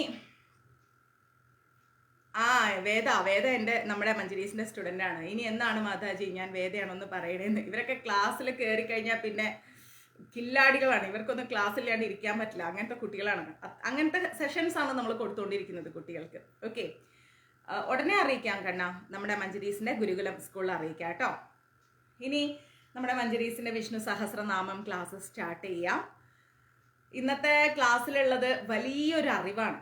ആ അറിവെന്ന് പറഞ്ഞു കഴിഞ്ഞാൽ ഒരിക്കലും മാറ്റാനും പറ്റാത്ത ചിന്തകൾക്കും അപ്പുറമുള്ള അറിവാണ്. കാരണം എന്ന് വെച്ച് കഴിഞ്ഞാൽ ഭക്തിക്ക് അറിവിനേക്കാൾ പ്രാധാന്യമുണ്ട്. മനസ്സിലായില്ലേ? നമ്മൾ ആരും അത്ര വലിയ അറിവുള്ള ആൾക്കാരല്ല. ആരും, ഞാനോ നിങ്ങളോ ഒന്നും. നമ്മൾക്ക് പലതും കേട്ടാൽ ഓർമ്മയുണ്ടാവും, പിന്നെ മറന്നു പോവും, അല്ലെങ്കിൽ അങ്ങനെ പല കാര്യങ്ങളുണ്ട് ഇല്ലേ? അപ്പോൾ ഭക്തി എന്ന് പറയുന്ന ആ ഒരു സത്യത്തിന് അറിവിനേക്കാൾ പ്രാധാന്യമുണ്ട്. ഇപ്പൊ ചില വ്യക്തികള് ചില ശ്ലോകങ്ങൾ പറയുമ്പോൾ, ചില വാക്കുകൾ പറയുമ്പോൾ തെറ്റുകൾ സംഭവിക്കാം, സ്വാഭാവികം. ആരും ഈ ലോകത്ത് പൂർണ്ണരല്ല. ആരാ പൂർണ്ണമായിട്ടുള്ളത്? സാക്ഷാൽ ഭഗവാൻ അല്ലെ? ഭഗവാനെ കുറിച്ചുള്ള പരിപൂർണമായ അറിവ് ആർക്കുണ്ട്? ആർക്കും ഇല്ല, ഒരു മനുഷ്യനും ഇല്ല. ഏത് ബ്രഹ്മാണ്ടം എടുത്താലും ഒരു ബ്രഹ്മാണ്ടത്തിലുള്ള ഒരാൾക്കും ഭഗവാനെ കുറിച്ച് പരിപൂർണമായിട്ടുള്ള അറിവില്ല. അപ്പോൾ ഒറ്റ കാര്യം ഓർക്കുക, ഭക്തിക്ക് അറിവിനേക്കാൾ പ്രാധാന്യമുണ്ട് എന്ന്. ആ ഒരു നിഷ്കളങ്കമായിരിക്കുന്ന പ്രേമ ഭക്തിയാണ് ഈശ്വരന് പ്രിയപ്പെട്ടത് അല്ലെ? ഭക്തിക്ക് അറിവിനേക്കാൾ പ്രാധാന്യമുണ്ട്. ആ ഒരു നിഷ്കളങ്കമായിരിക്കുന്ന പ്രേമ ഭക്തി. പ്രേമം എന്ന് പറഞ്ഞാൽ ആ നമ്മുടെ കാമുകനും കാമുകിയും തമ്മിലുള്ള പ്രേമല്ല കേട്ടോ, ഭഗവാനോടുള്ള ആ ഒരു പ്രേമഭക്തി. ആ ഒരു പ്രേമഭക്തിയാണ് ഭഗവാൻ ഇഷ്ടം. നമ്മൾ ഹൃദയം കൊണ്ട് ഭഗവാനെ വിളിച്ചാൽ അത് ഏത് വാക്കിൽ വിളിച്ചാലും അദ്ദേഹം കേൾക്കും. അതാണല്ലോ നമ്മൾ മരപ്രഭുവും അമരപ്രഭുവും തമ്മിലുള്ള കഥയിലൂടെ നമ്മൾ പഠിക്കുന്നത് അല്ലേ? അപ്പോൾ ഒന്ന് ആലോചിച്ച് നോക്കുക, നമ്മൾ ഇന്ന് കടന്നു പോകുന്നത് അത്രയും എന്താ പറയാ പ്രേമഭക്തി വിളിച്ചോതുന്ന ഒരു ശ്ലോകത്തിലൂടെയാണ്. ആ ശ്ലോകം എന്ന് പറഞ്ഞു കഴിഞ്ഞാൽ അപ്രമേയോ, എല്ലാവരും വിഷ്ണു സഹസ്രനാമം എടുത്ത് വെക്കൂ കേട്ടോ. അപ്രമേയോ ഋഷികേശ പത്മനാഭോ അമരപ്രഭു. അവിടെ അമരപ്രഭു എന്നുള്ളതിന് പൂന്താനം തിരുമേനി മരപ്രഭു എന്ന് ഉച്ചാരണം ചെയ്തു. മനസ്സിലായോ? ഈ കഥ പലർക്കും കൺഫ്യൂഷനുമാണ്. അപ്പൊ ഇവിടെ നമ്മൾ ബുക്കിൽ നോക്കുന്ന സമയത്ത് പത്മനാഭോ എന്ന് കഴിഞ്ഞിട്ട് മരപ്രഭു എന്ന് തന്നെയാണ് എഴുതിയിരിക്കുന്നത്. അപ്പൊ അവിടെ ഒരു ചെറിയൊരു ചിഹ്നമുണ്ട്. അതിലാണ് ഈ എ എന്നുള്ളത് ഇങ്ങനെ ഇംഗ്ലീഷ് അക്ഷരം എഫ് പോലെ ഇട്ടിട്ടുണ്ട്. അത് ആ എന്ന് ചേർത്ത് വായിക്കണം. മനസ്സിലായോ? അതാണ് അമരപ്രഭു. പക്ഷെ പാവം അദ്ദേഹത്തിന് സംസ്കൃത പാണ്ഡിത്യം ഉണ്ടായിരുന്നില്ല. പൂന്താനം തിരുമേനിക്ക് ഓത്തില്ലാത്ത ഇല്ലത്തായിരുന്നു അദ്ദേഹം ജനിച്ചതും വളർന്നതും. മനസ്സിലായോ? അപ്പൊ ഓത്തില്ലാത്ത ഇല്ലെന്ന് പറഞ്ഞാൽ എന്താ? വേദപാണ്ഡിത്യം കുറവായിരിക്കുന്ന സ്ഥലം, വേദങ്ങൾ പഠിപ്പിക്കാത്ത സ്ഥലം. അപ്പൊ അങ്ങനെ ഒരു സ്ഥലത്ത് പാവം ജനിച്ചു. പക്ഷെ അദ്ദേഹത്തിന്റെ ഹൃദയം നിറച്ചും ആരായിരുന്നു? സാക്ഷാൽ ഗുരുവായൂരപ്പനായിരുന്നു. അതുകൊണ്ടാണല്ലോ മങ്ങാട്ടച്ഛന്റെ രൂപത്തിലൊക്കെ അദ്ദേഹത്തിന് ദർശനം കൊടുത്തത്. അപ്പൊ ഭഗവാനെ നമ്മൾ വിളിക്കേണ്ടത് അറിവ് കൊണ്ടല്ല, പിന്നെയോ ഹൃദയം കൊണ്ട് വിളിക്കണം. ഹൃദയം കൊണ്ട് നമ്മൾ കൃഷ്ണാന്ന് വിളിച്ചു കഴിഞ്ഞാൽ ആ ഉണ്ണിക്കണ്ണൻ നമ്മളുടെ മുമ്പിൽ അങ്ങ് എത്തും. അത് ഏത് രൂപത്തിലെത്തും, ഏത് ഭാവത്തിലെത്തും, ഏത് സമയത്തെത്തും, എങ്ങനെ എത്തും പറയാൻ പറ്റില്ല. അപ്പൊ ഇവിടെ അറിവല്ല പ്രാധാന്യം, പിന്നെയോ ഭക്തിയാണ് പ്രാധാന്യം. ആ ഭക്തി എവിടെ നിന്നുണ്ടാവും? ഹൃദയത്തിൽ നിന്നുണ്ടാവും. മനസ്സിലായില്ലേ? അപ്പൊ ഹൃദയത്തിൽ നിന്ന് പൂന്താനം തിരുമേനി വിളിച്ചിരിക്കുന്നു എന്തെന്ന്? മരപ്രഭു എന്ന്. ആ സമയത്ത് അമരപ്രഭു എന്ന് പറഞ്ഞു കഴിഞ്ഞാൽ എന്താണ്? ദേവന്മാരുടെ പ്രഭു എന്നാണ്. മനസ്സിലാവുന്നുണ്ടോ? അമരപ്രഭു എന്നാൽ ദേവന്മാരുടെ പ്രഭു എന്നാണ് അർത്ഥം. അന്നേരം ഈ നമ്മുടെ പൂന്താനം തിരുമേനി ഇങ്ങനെ ജപിച്ച സമയം, വിഷ്ണു സഹസ്രനാമം അദ്ദേഹം ജപിക്കാറുണ്ടായിരുന്നു, സ്ഥിരമായി ജപിക്കാറുണ്ടായിരുന്നു. അങ്ങനെ സഹസ്രനാമം ജപിക്കുന്ന സമയത്ത് പത്മനാഭോ മരപ്രഭു എന്നങ്ങോട്ട് ജപിച്ചു. ആ ഒരു വാക്ക് കേട്ടപ്പോഴേക്കും നമ്മുടെ സംസ്കൃത പണ്ഡിതനായിരിക്കുന്ന മേൽപ്പത്തൂർ നാരായണ ഭട്ടത്തിരി എന്ത് ചെയ്തു? പൂന്താനം തിരുമേനി അങ്ങോട്ട് പരിഹസിച്ചു. പരിഹസിക്കുക മാത്രമല്ല, തിരുത്തി കൊടുക്കുകയും ചെയ്തു. അദ്ദേഹം പരിഹസിക്കുക മാത്രമല്ല, ചില ആളുകളുണ്ട്, ചില വ്യക്തികളുടെ അറിവില്ലായ്മയെ വല്ലാതെ അങ്ങ് ചോദ്യം ചെയ്യും. അത് തെറ്റാണ്, അതൊരിക്കലും ചെയ്യരുത്. കാരണം എന്താ? അവർ ഹൃദയം കൊണ്ടാണ് ഭഗവാനെ വിളിക്കുന്നത്. അവർ വിളിച്ചോട്ടെ, അതിൽ തെറ്റുകൾ സംഭവിക്കാം, അതൊന്നും നമ്മൾ നോക്കേണ്ട ആവശ്യമില്ല. കാരണം എന്താണ്? നമ്മൾക്ക് എന്ത് മനസ്സിലാകുന്നു എന്നുള്ളതിലുപരി ഈശ്വരൻ അതെങ്ങനെ സ്വീകരിക്കുന്നു എന്നുള്ളതിലാണ്. കാരണം വിഷ്ണു സഹസ്രനാമം എന്ന് പറയുമ്പോൾ നമ്മൾ ഓർക്കേണ്ട ഒരു വസ്തുത എന്താണെന്നറിയോ? ഈ വിഷ്ണു സഹസ്രനാമത്തിലൂടെ നമ്മൾക്ക് പരിപൂർണമായിരിക്കുന്ന ജ്ഞാനം നമ്മൾക്കില്ല. ഒരു ശാസ്ത്രങ്ങളെ കുറിച്ചോ ഒരു വേദങ്ങളെ കുറിച്ചോ ഒന്നും നമുക്ക് പാണ്ഡിത്യമില്ല, അറിവില്ല. അപ്പോൾ അറിവ് കുറഞ്ഞ, സംസ്കൃത പാണ്ഡിത്യം കുറഞ്ഞ ഒരു ഇല്ലത്ത് ആര് ജനിച്ചു? പൂന്താനം തിരുമേനി ജനിച്ചു. ആ പൂന്താനം തിരുമേനി ആ ഇല്ലത്ത് ജനിച്ച സമയത്ത് അദ്ദേഹത്തിന് വേദങ്ങളെ കുറിച്ചും സംസ്കൃത അറിവുമില്ല. പക്ഷെ അദ്ദേഹത്തിന്റെ ഹൃദയം മുഴുവൻ ഭഗവാൻ കൃഷ്ണൻ ഉണ്ടായിരുന്നു. ആ ഗുരുവായൂരപ്പനെ കാണാൻ അദ്ദേഹം എത്രയോ കിലോമീറ്ററുകൾ ഇങ്ങനെ നടന്നു പോയിട്ട് പ്രാർത്ഥിക്കുമായിരുന്നു. അങ്ങനെ ഇരിക്കെ അദ്ദേഹം വിഷ്ണു സഹസ്രനാമം ജപിക്കുന്ന പതിവുണ്ടായിരുന്നു. അങ്ങനെ ജപിച്ചുകൊണ്ടിരിക്കെ അദ്ദേഹം എന്ത് ചെയ്തു? അപ്രമേയോ ഋഷികേശ പത്മനാഭോ മരപ്രഭു എന്ന് ചൊല്ലി. മരപ്രഭു അല്ല, അമരപ്രഭു ആണ്. അപ്പോ ഈ അമരപ്രഭു എന്ന് പറഞ്ഞു കഴിഞ്ഞാൽ എന്താ? ദേവന്മാരുടെ പ്രഭു. അപ്പോ ഇത് കേട്ട മേൽപ്പത്തൂർ തിരുമേനി എന്ത് ചെയ്തു? കളിയാക്കി പൂന്താനം തിരുമേനിയെ. മാത്രമല്ല അദ്ദേഹം പറഞ്ഞു ഇങ്ങനെയല്ല എന്ന് പറഞ്ഞു. അന്നേ ദിവസം തന്നെ മേൽപ്പത്തൂറിന് നമ്മുടെ സാക്ഷാൽ ഗുരുവായൂരപ്പൻ സ്വപ്ന ദർശനം കൊടുത്തു. എന്താണ്? ഞാൻ അമരപ്രഭുവുമാണ്, മരപ്രഭുവുമാണ്, ഞാൻ വൃക്ഷങ്ങളുടെ പ്രഭുവും കൂടിയാണ് എന്ന് ഭഗവാൻ അങ്ങ് കാണിച്ചു കൊടുത്തു. ഒരു വൃക്ഷമായിട്ട് തന്നെ ഭഗവാൻ അവതരിച്ചു. അത് തന്നെയാണ് നമ്മളുടെ തെക്കേ നടയിൽ ഇന്നും ഗുരുവായൂർ അമ്പലത്തിൽ ചെന്ന് കഴിഞ്ഞാൽ തെക്കേ നടയിൽ മരപ്രഭുവിന്റെ ആ ഒരു രൂപം വെച്ചിരിക്കുന്നത്. മനസ്സിലായില്ലേ? അപ്പൊ ഇവിടെ എന്താ പറയുന്നതെന്ന് വെച്ച് കഴിഞ്ഞാൽ അറിവിനേക്കാൾ ഭഗവാൻ ഇഷ്ടം ഭക്തിയാണ്. നിഷ്കാമമായിരിക്കുന്ന നിഷ്കളങ്കമായിരിക്കുന്ന ഭക്തിയോടെ ആര് ഗുരുവായൂരപ്പനെ വിളിക്കുന്നോ അവർക്ക് മുന്നിൽ ഗുരുവായൂരപ്പൻ പ്രത്യക്ഷനായിരിക്കും. ഏത് സമയത്ത് വരും, എങ്ങനെ വരും, എവിടെ വെച്ച് വരും, ഏത് രീതിയിൽ വരും എന്ന് പറയാൻ പറ്റില്ല. മനസ്സിലായില്ലേ? അപ്പൊ നമ്മളിപ്പോ പഠിക്കാൻ പോകുന്നതിന്റെ ഒരു ചെറിയ ഉള്ളടക്കമാണ് വിഷ്ണു സഹസ്രനാമത്തിൽ ആ ഒരു വരിയിൽ ഉണ്ടായിരിക്കുന്ന വലിയൊരു കഥ. ഭക്തിയുടെ വലിയൊരു, ഭഗവാൻ തന്നെ കാണിച്ചു കൊടുത്ത പ്രേമ ഭക്തിയുടെ വലിയൊരു കഥയാണ് നമ്മൾ ആ വരിയിലൂടെ പഠിക്കുന്നത്. അപ്പൊ ഇവിടെ നമ്മൾ വിഷ്ണു സഹസ്രനാമത്തിൽ പറയുന്നു അപ്രമേയോ. അപ്രമേയോ എന്ന് പറഞ്ഞാൽ എന്താണ്? പ്രത്യക്ഷ പ്രമാണം അല്ലെങ്കിൽ അനുമാനം. ഇനി അതും അല്ലെങ്കിൽ അഭാവരൂപമായിരിക്കുന്ന പ്രമാണം, അതായത് എന്നിവയിലൊന്നും തന്നെ അറിയപ്പെടാത്തവൻ. ഭഗവാൻ അങ്ങനെ പ്രത്യേകിച്ച് യാതൊരു മാനദണ്ഡവും വേണ്ട അറിയപ്പെടാൻ. മനസ്സിലായില്ലേ? ഭഗവാനായിട്ട് തന്നെ വളരെയധികം അറിയപ്പെടുന്നുണ്ട്. എല്ലാ ജീവജാലങ്ങളുടെ ഹൃദയത്തിലും ഭഗവാൻ നിറഞ്ഞാടിക്കൊണ്ടിരിക്കുകയാണ്. അപ്പൊ ഭഗവാന് യാതൊരു വിധത്തിലുള്ള പ്രമാണങ്ങളുടെയും അടിസ്ഥാനത്തിൽ അറിയപ്പെടണ്ട. ഇപ്പൊ നമ്മൾ എങ്ങനെ അറിയപ്പെടുക? നമ്മൾ അച്ഛന്റെ പേരിൽ, തറവാട്ടിന്റെ പേരിൽ, ജോലി സ്ഥലത്തിന്റെ പേരിൽ അല്ലെ. പക്ഷെ ഭഗവാൻ ഇങ്ങനെ യാതൊരു വിധത്തിലുള്ള മാനദണ്ഡവും വേണ്ട എന്നാ പറയുന്നത്. പിന്നെയോ അപ്രമേയോ ഋഷികേശ എന്ന് വെച്ച് കഴിഞ്ഞാൽ ഋഷികളുടെ, അതായത് ഇന്ദ്രിയങ്ങളുടെ അധീശ്വരൻ എന്നാ പറയുന്നത്. ഇന്ദ്രിയങ്ങളുടെ അധീശ്വരൻ, സൂര്യചന്ദ്രരൂപങ്ങളിൽ രശ്മികളാകുന്ന കേശങ്ങളോട് കൂടിയവൻ. സൂര്യന്റെയും ചന്ദ്രന്റെയും ആ ഒരു രശ്മികളാണ് ഭഗവാന്റെ കേശം. അപ്പൊ സൂര്യന്റെ വെളിച്ചം കാണുമ്പോ, ചന്ദ്രന്റെ നിലാവ് കാണുമ്പോ അത്രയും മനോഹാരിത വേറെ ഇല്ല അല്ലെ. അപ്പൊ അതൊക്കെ ഭഗവാന്റെ മുടിയാണ്. അപ്പൊ ഭഗവാന്റെ രൂപം, വിശ്വരൂപത്തെ കുറിച്ച് ഒന്ന് ആലോചിച്ച് നോക്കണം. അങ്ങനെ നോക്കുമ്പോൾ ഇന്ദ്രിയങ്ങളുടെ ഈശ്വരനാണ് ഭഗവാൻ. ഇന്ദ്രിയങ്ങളെ പോലും നിയന്ത്രിക്കാൻ ആർക്ക് കഴിവുണ്ട്? ഭഗവാന് കഴിവുണ്ട്. നമ്മുടെ നാവിന്റെ രുചിയെ നമുക്ക് നിയന്ത്രിക്കാൻ പറ്റില്ല. നമ്മൾ എത്ര നല്ല ഭക്ഷണം വേണ്ടാന്ന് വെച്ചിരുന്നാലും നല്ലൊരു ഭക്ഷണത്തിന്റെ മണം കേട്ടാൽ ഒന്ന് കഴിക്കാൻ ഒരു കൊതി വരും. അപ്പൊ എന്താ അതിന്റെ അർത്ഥം? നാവിന്റെ രുചിയെ നിയന്ത്രിക്കാൻ നമുക്ക് പറ്റുന്നില്ല. ആരുടെയെങ്കിലും കുറ്റം പറയുന്നത് കേട്ടാൽ അതെന്താ എന്നറിയാൻ ഒരു ആഗ്രഹം നമുക്ക് ഉണ്ടാവും. അപ്പൊ ചെവി എന്ന് പറയുന്നത് ഒരു ഇന്ദ്രിയമാണ്, അത് നിയന്ത്രിക്കാൻ നമുക്ക് പറ്റുന്നില്ല. അപ്പൊ ഇങ്ങനെയുള്ള അവസ്ഥയിൽ ഈ ഇന്ദ്രിയങ്ങളെ എല്ലാം ഈശ്വരനാണ് നിയന്ത്രിക്കുന്നത്. ആ ഈശ്വരനാണ് ആര്? സാക്ഷാൽ ഗുരുവായൂരപ്പൻ. ആ ഗുരുവായൂരപ്പനെയാണ് ഇവിടെ ഋഷികേശ എന്ന് വിളിക്കുന്നത്. മനസ്സിലായോ? അടുത്ത വരി എന്താണ്? പത്മനാഭോ. പത്മനാഭോ എന്ന് പറഞ്ഞാൽ നാഭിയിൽ പത്മമുള്ളവൻ. പത്മം നാഭോ. നാഭോ എന്ന് പറഞ്ഞാൽ നാഭി. ഭഗവാന്റെ നാഭിയിലാണ് എന്തുള്ളത്? പത്മമുള്ളത്. പത്മം എന്ന് പറഞ്ഞാൽ താമര. നമ്മൾ കണ്ടിട്ടില്ലേ? കാരണോദകശായിയായ വിഷ്ണു കാരണോദകശായിയായ വിഷ്ണു, ഗർഭോദകശായിയായ വിഷ്ണു, ക്ഷീരോദകശായിയായ വിഷ്ണു. എന്തോ കാരണത്തിന് വേണ്ടി വന്ന ഭഗവാൻ എന്ന് വേണമെങ്കിൽ പറയാം. കാരണം, എല്ലാത്തിൻ്റെയും കാരണം ഭഗവാനാണ്. ആ ഭഗവാനിൽ നിന്ന് അടുത്ത വിഷ്ണു ആരാണ്? നമ്മുടെ ഗർഭോദകശായിയായ വിഷ്ണു. അതായത് ഭഗവാന്റെ ഗർഭത്തിൽ എല്ലാം സ്ഥിതി ചെയ്യുന്നു. ആ ഭഗവാന്റെ ഗർഭത്തിൽ നിന്നൊരു ഒരു താമര ഇങ്ങനെ വരികയാണ്. ആ താമരയിൽ ആരിയ്ക്കുന്നു? ബ്രഹ്മദേവൻ ഇരിക്കുന്നു. ബ്രഹ്മദേവന്റെ ജോലി എന്താണ്? സൃഷ്ടി നടത്തുക എന്നുള്ളത്. മനസ്സിലായോ? അപ്പൊ നാഭിയിൽ പത്മമുള്ളവനെയാണ് എന്തെന്ന് വിളിക്കുന്നത്? പത്മനാഭോ എന്ന് വിളിക്കുന്നത്. ഇപ്പൊ പത്മനാഭന്റെ അർത്ഥം മനസ്സിലായില്ലേ?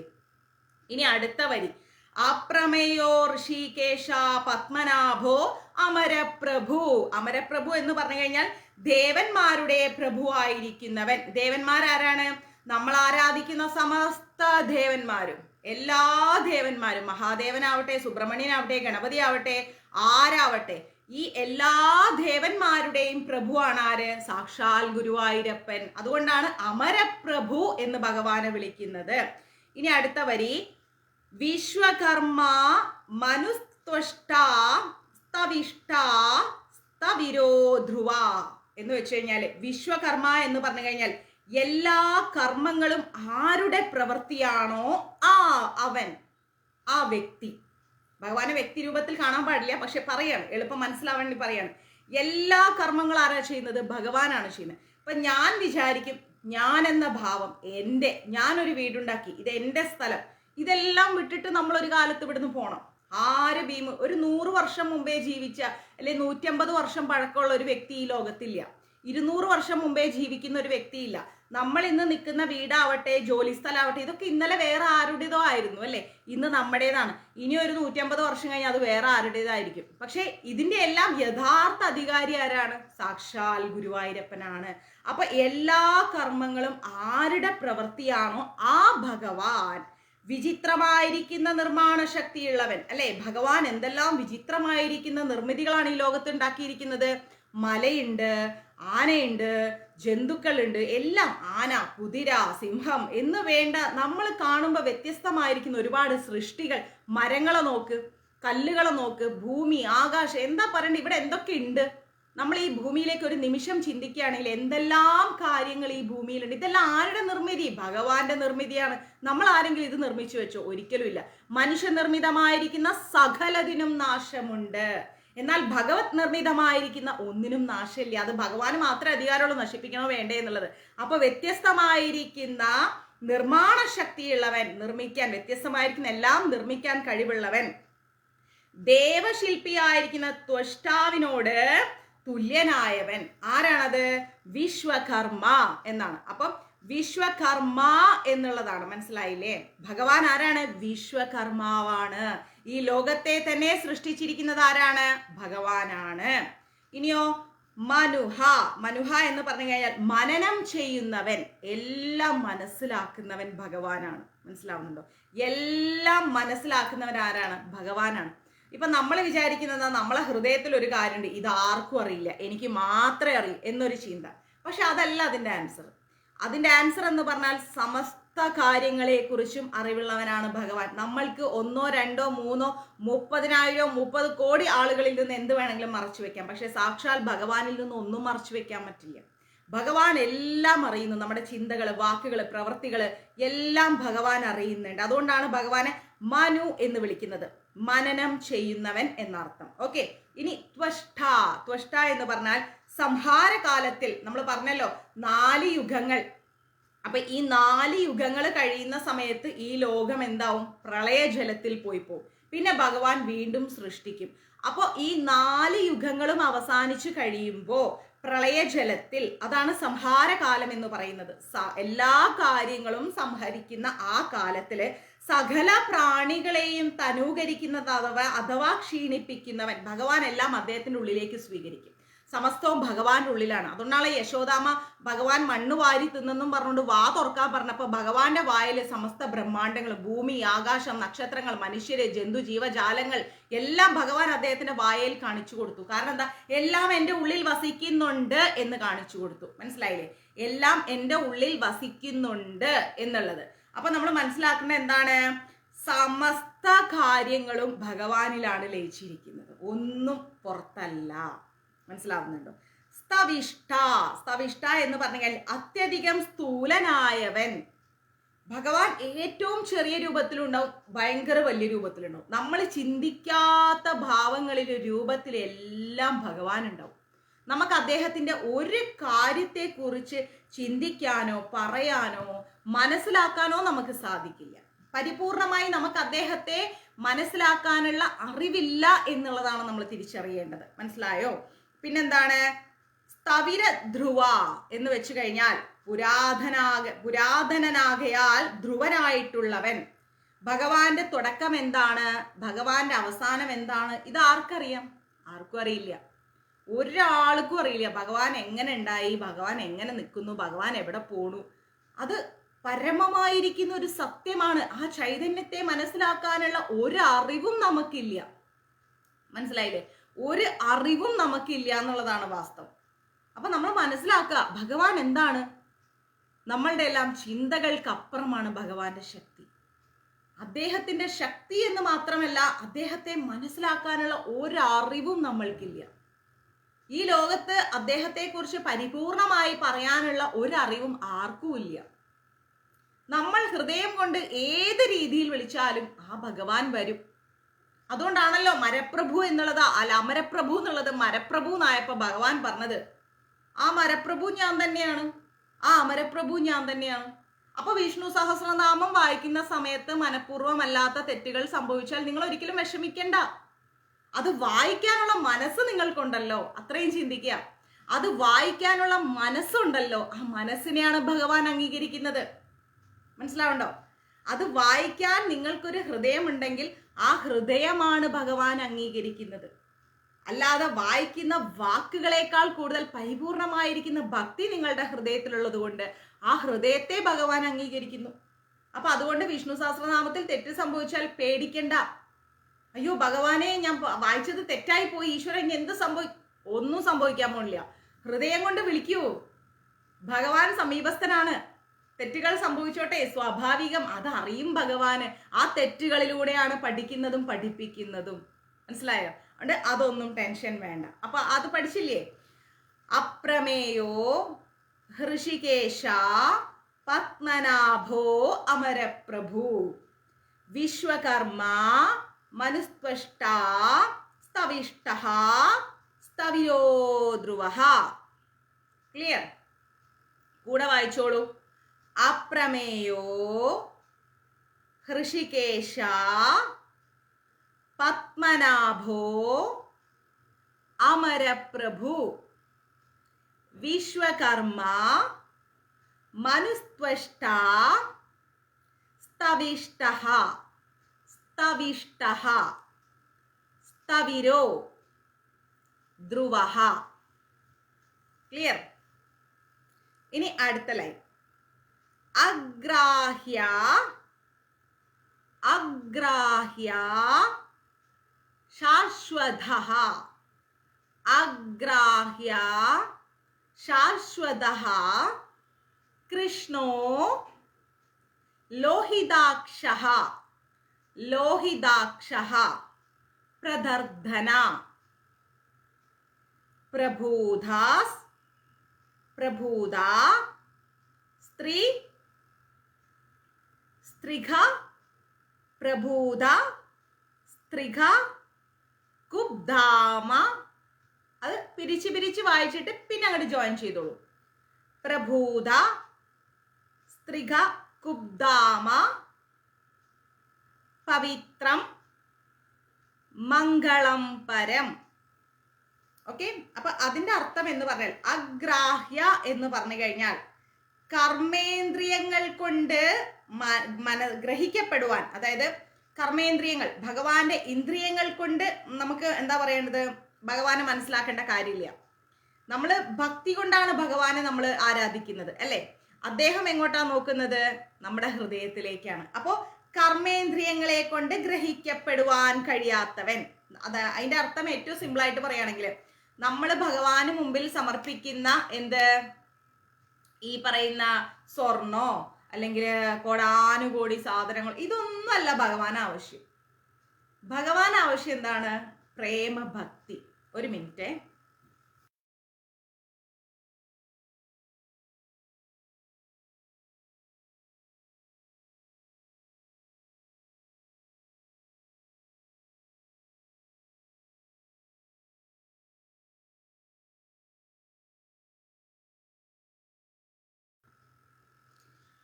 അപ്പോ കർമ്മേന്ദ്രിയങ്ങൾ കൊണ്ട് നമ്മൾ കൊണ്ടുപോയി ഭഗവാന് എന്ത് കൊടുത്താലും കൊടുത്തില്ലെങ്കിലും അദ്ദേഹത്തിന് നമ്മൾ പ്രിയപ്പെട്ടവരാണ്. നമ്മൾ ചെന്നാ മതി ഭഗവാന്റെ അടുത്തേക്ക്.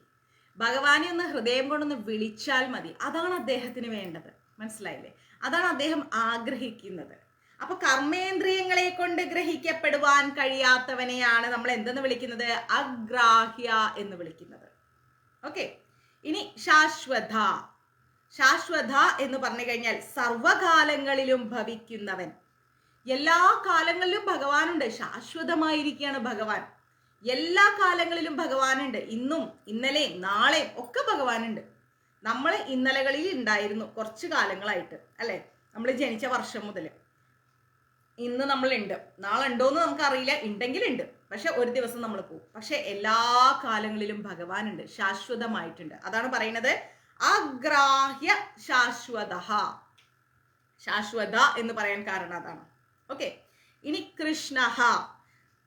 അപ്പൊ കൃഷ്ണ എന്ന് പറഞ്ഞു കഴിഞ്ഞാൽ എന്താണ്? സത്താവാചകമായിരിക്കുന്ന കൃഷ് എന്ന് പറഞ്ഞാൽ ധാതുവും, ആനന്ദവാചകമായിരിക്കുന്ന ണ എന്ന് പറഞ്ഞു കഴിഞ്ഞാൽ ചേർന്നുണ്ടാകുന്ന ആ കൃഷ്ണ ശബ്ദം. അതായത് കൃ എന്ന് പറഞ്ഞു കഴിഞ്ഞാൽ ധാതു, നിലനിൽപ്പുള്ളതും, ആനന്ദം നൽകുന്നതാണ് ണ എന്ന വാക്ക്. അപ്പൊ കൃഷ്ണ എന്ന് പറഞ്ഞാൽ പരിപൂർണമായിരിക്കുന്ന ആനന്ദമാണ്. നമുക്ക് നിലനിൽപ്പോടുകൂടിയ പരിപൂർണമായിരിക്കുന്ന ആനന്ദത്തെയാണ് കൃഷ്ണ എന്ന് പറയുന്നത്. കൃഷ്ണ എന്നാൽ ശാശ്വതമായിരിക്കുന്ന ആനന്ദം, അതാണ് കൃഷ്ണ എന്ന് പറയുന്നത്. മനസ്സിലായില്ലേ? ഈ രണ്ട് ഭാവങ്ങളുമുള്ളവൻ, നിറം കറുപ്പായതിനാലും കൃഷ്ണൻ എന്ന് വിളിക്കുന്നു. പരിപൂർണവുമാണ്, ആനന്ദം നൽകുന്നവനുമാണ്. ഈ രണ്ട് ഭാവങ്ങളോട് കൂടിയ കറുപ്പ് നിറമായിരിക്കുന്നതും കൂടി ആയപ്പം ഭഗവാനെ നമ്മൾ കൃഷ്ണ എന്ന് വിളിക്കുന്നു. ഓക്കെ, ഭഗവാന്റെ കൃഷ്ണ എന്ന വാക്കിന് ഒരുപാട് അർത്ഥം ഉണ്ട് കേട്ടോ. ഇതൊരു ചെറിയ അർത്ഥം, വളരെ ചെറുത്. ഇതിന്റെ മുകളിൽ ഒരുപാട് അർത്ഥങ്ങളുണ്ട്. എല്ലാ അർത്ഥവും പറയാൻ നമുക്ക് അറിഞ്ഞുകൂടാ. അപ്പം എന്നെന്നും നിലനിൽക്കുന്ന ആനന്ദം നൽകുന്ന ഭഗവാനെ നമ്മൾ കൃഷ്ണ എന്ന് വിളിക്കുന്നു. ഓക്കെ, ഇനി അടുത്തത് ലോഹിതാക്ഷ. ലോഹിതാക്ഷ എന്ന് പറഞ്ഞു കഴിഞ്ഞാൽ രക്തവർണമായിരിക്കുന്ന നേത്രങ്ങളോട് കൂടിയവൻ. ഭഗവാന്റെ കണ്ണുകളോ രക്തവർണമായിരിക്കുന്ന നേത്രമാണ്. നല്ല റെഡിഷ് കണ്ണുകളായിരിക്കും ഭഗവാന്റേത്. രക്തവർണമായിരിക്കുന്ന കണ്ണുകളോട്, അത് എപ്പോഴും ഉണ്ടാവില്ല കേട്ടോ, പേടിക്കണ്ട. ഭഗവാന്റെ ഭക്തരെ ആരെങ്കിലും വിഷമിപ്പിച്ചാൽ മാത്രമേ ഭഗവാൻ നരസിംഹമൂർത്തിയാവും. അപ്പം രക്തവർണമായിരിക്കുന്ന കണ്ണുകളോട് കൂടിയവനെ നമ്മൾ ലോഹിതാക്ഷ എന്ന് വിളിക്കുന്നു. അക്ഷം എന്ന് പറഞ്ഞു കഴിഞ്ഞാൽ മിഴികൾ, കണ്ണ്. ലോഹിതാക്ഷ എന്ന് വിളിക്കും. ഓക്കെ, ഇനി പ്രദർധനഃ. പ്രദർധനഃ. ഇനി പ്രദർധന എന്ന് പറഞ്ഞു കഴിഞ്ഞാൽ എന്താണ്? പ്രളയകാലത്തിൽ, ഞാൻ പറഞ്ഞല്ലോ കുറച്ചു നേരത്തെ, പ്രളയകാലം വരുന്ന സമയത്ത് എല്ലാ ജീവികളെയും പ്രദർധനം അഥവാ ഹിംസ ചെയ്യുന്നവൻ, എല്ലാം ഈ ഭൂമിയിൽ നിന്ന് ഭഗവാൻ നശിപ്പിക്കും. പ്രളയകാലം വന്നാൽ ഭഗവാൻ എല്ലാം നശിപ്പിക്കും. അങ്ങനെ ചെയ്യുന്ന, ആ സംഹരിക്കുന്ന ഭഗവാനെ നമ്മൾ എന്തെന്ന് വിളിക്കും? പ്രദർധന എന്ന് വിളിക്കും. ഓക്കെ, അതാണ് ആ വരികളുടെ അർത്ഥം. അടുത്ത വരി എന്താണ്? പ്രഭൂത. പ്രഭൂത എന്ന് പറഞ്ഞു കഴിഞ്ഞാൽ ജ്ഞാനം, ഐശ്വര്യം, ഇങ്ങനെയുള്ള എല്ലാ ഗുണങ്ങളോടും കൂടിയ ഭഗവാനെ നമ്മൾ എന്താ വിളിക്കുന്നത്? പ്രഭൂത എന്ന് വിളിക്കും. പ്രഭൂത എന്ന് പറഞ്ഞു കഴിഞ്ഞാൽ എല്ലാ ഐശ്വര്യവും, അറിവാണ്, ജ്ഞാനമാണ്, ഐശ്വര്യമാണ്, സമ്പത്താണ്, സമൃദ്ധിയാണ്, പരിപൂർണനാണ്. അതുകൊണ്ടാണ് നമ്മൾ ഭഗവാനെ എന്തെന്ന് വിളിക്കുന്നത്? പ്രഭൂത എന്ന് വിളിക്കുന്നത്. ഓക്കെ, ത്രിഘ കുബ്ധാമ. ത്രിഘ കുബ്ധാമ. ആ വേർഡ് അങ്ങനെ വായിച്ചു നോക്കിയാൽ പെട്ടെന്ന് കിട്ടും. പ്രഭൂതസ് ത്രിഘ കുബ്ധാമ എന്ന് വായിച്ചാൽ മതി. തുടക്കക്കാർ ഒരുപാടുണ്ട് നമ്മുടെ ക്ലാസ്സിൽ, അതുകൊണ്ടാണ് അക്ഷരങ്ങൾ എടുത്തെടുത്ത് വായിച്ചു തരുന്നത്. നിങ്ങൾ വായിച്ച് വായിച്ച് വായിച്ച് ഇതെല്ലാം കൂട്ടി വായിക്കാനുള്ള ഒരു അറിവ് ഗുരുവായൂരപ്പൻ തരും എല്ലാവർക്കും, ഞാൻ അടക്കമുള്ളവർക്ക്. ഓക്കെ, അപ്പൊ ത്രിഘ കുബ്ധാമ എന്ന് പറഞ്ഞു കഴിഞ്ഞാൽ ഊർധമധ്യാധോ ഭാഗങ്ങളാകുന്ന 3 ദിക്കുകൾക്ക് ആശ്രയമായിട്ടുള്ളവൻ ഭഗവാൻ. എല്ലാ ദിക്കുകളെയും ഭഗവാൻ എന്താണ്? അതിന്റെ ആ ദിക്കുകളുടെ എല്ലാം ഓണറാണ് ഭഗവാൻ. നമ്മൾ പറയും തെക്ക് ശരിയല്ല, കിഴക്ക് ശരിയല്ല, പടിഞ്ഞാറ് ശരിയല്ല, വടക്ക് ശരിയല്ല. എല്ലാ ദിക്കുകൾക്കും ഭഗവാനാണ് അധികാരി. എല്ലാ ദിക്കുകൾക്കും, എല്ലാ നല്ലതിനും ഭഗവാനാണ് അധികാരി, എല്ലാ ചീത്തയ്ക്കും ഭഗവാനാണ് അധികാരി. രാത്രിക്കും അധികാരി ഭഗവാൻ തന്നെ, പകലിനും അധികാരി ഭഗവാൻ തന്നെ. എല്ലാ നന്മ തിന്മയ്ക്കും അധികാരി ഭഗവാൻ തന്നെ. ഭഗവാനിൽ നിന്ന് വ്യത്യസ്തമായിട്ട് ഒന്നുമില്ല. അപ്പോൾ എല്ലാ ദിക്കുകളും, എല്ലാ ദിക്കിനും ആരാണ്? എല്ലാ ദിക്കിന്റെയും അധികാരി ആരാണ്? ഭഗവാനാണ്. ഇനി പവിത്രം. പവിത്രം എന്ന് പറഞ്ഞു കഴിഞ്ഞാൽ എല്ലാറ്റിനെയും പവിത്രമാക്കുന്നത് ആരാ? ഭഗവാനാണ്. സമസ്തമായിരിക്കുന്ന കാര്യങ്ങളെയും പവിത്രമാക്കുന്നത്, ശുദ്ധീകരിപ്പിക്കുന്നത് ഭഗവാനാണ്. മംഗളം പരം എന്ന് വെച്ച് കഴിഞ്ഞാൽ എല്ലാ അശുഭങ്ങളെയും ദൂരീകരിക്കുന്ന, എല്ലാ അശുഭങ്ങളെയും ഇല്ലായ്മ ചെയ്യുന്ന, മംഗളസ്വരൂപനായിരിക്കുന്ന, സർവഭൂതങ്ങളിലും വെച്ചിട്ട് ഉത്തമമായിരിക്കുന്നതാണ് ഭഗവാൻ. ആലോചിക്കുക, ഭഗവാന്റെ ആ ഒരു പുണ്യം ആലോചിക്കുക. ഈ ഭഗവാനെയാണോ നമ്മൾ പരാതി പറയുന്നത്? പരിപൂർണമായ അറിവ് നമ്മൾക്ക് ആർക്കുമില്ല. തെറ്റുകൾ സംഭവിക്കാം, ഒന്നും സാരമില്ല. മനസ്സിലായി? എനിക്കുമില്ല, നിങ്ങൾക്കുമില്ല, ആർക്കുമില്ല പൂർണ്ണമായ അറിവ്. മേൽപ്പത്തൂർ തിരുമേനി പൂന്താനം തിരുമേനിയെ എന്താ പറയാ കളിയാക്കിയതുപോലെ നമ്മൾ ആരെയും കളിയാക്കാൻ പോണ്ട, അവർ തെറ്റിച്ച് പറഞ്ഞാലും ചോദിച്ചാലും ഒന്നും. ഭഗവാന് എന്താണോ, ഭഗവാന്റെ കാര്യങ്ങൾ എന്ത് ചെയ്താലും അത് ഭഗവാൻ ഇഷ്ടമാണ്, ഭഗവാൻ അത് സ്വീകരിക്കുന്നുണ്ട്. മനസ്സിലായില്ലേ? അപ്പൊ തെറ്റുകൾ സംഭവിച്ചോട്ടെ, ചൊല്ലിക്കോളൂ, ഒന്നും കുഴപ്പമില്ല, ഭഗവാൻ അത് സ്വീകരിക്കുന്നുണ്ട്. ഹൃദയം കൊണ്ട് ചൊല്ലൂ കേട്ടോ. വിഷ്ണു സഹസ്രനാമം എന്നും ചൊല്ലിക്കോളൂ, ഭഗവാൻ ഇഷ്ടമാണ്, ഭഗവാൻ അത് സ്വീകരിക്കും. തെറ്റുകൾ വന്നോട്ടെ, പേടിക്കണ്ട. ഓക്കെ. മംഗളം പരം, എല്ലാ അശുഭങ്ങളും ദൂരീകരിക്കുന്ന മംഗള സ്വരൂപനായിരിക്കുന്ന ഭഗവാനെയാണ് നമ്മൾ സർവഭൂതങ്ങളിലും വെച്ചിട്ട് ഉത്തമമായിരിക്കുന്നവനെയാണ് നമ്മൾ മംഗളം പരം എന്ന് പറയുന്നത്. അതാരാ? ഭഗവാനാണ്. ക്ലിയർ? ഇത്ര പെട്ടെന്ന് 9:30 ആയോ? നമ്മൾ 2 ലൈനിലല്ലേ എടുത്തിട്ടുള്ളൂ, അപ്പത്തേക്ക് 9:30 ആയി. സാരില്ലേ, കുറച്ചുകൂടി എടുക്കാം. ഇനി ഈശാന പ്രാണധ, കൂടെ വായിക്കൂ കേട്ടാ, ഓരോരോ വേടുകളായിട്ട് വായിച്ചു തരാം. ഈശാന പ്രാണധ, പ്രാണ ആദ്യം പ്രാണധ പിന്നെ പ്രാണ. ഈശാന പ്രാണധ പ്രാണ,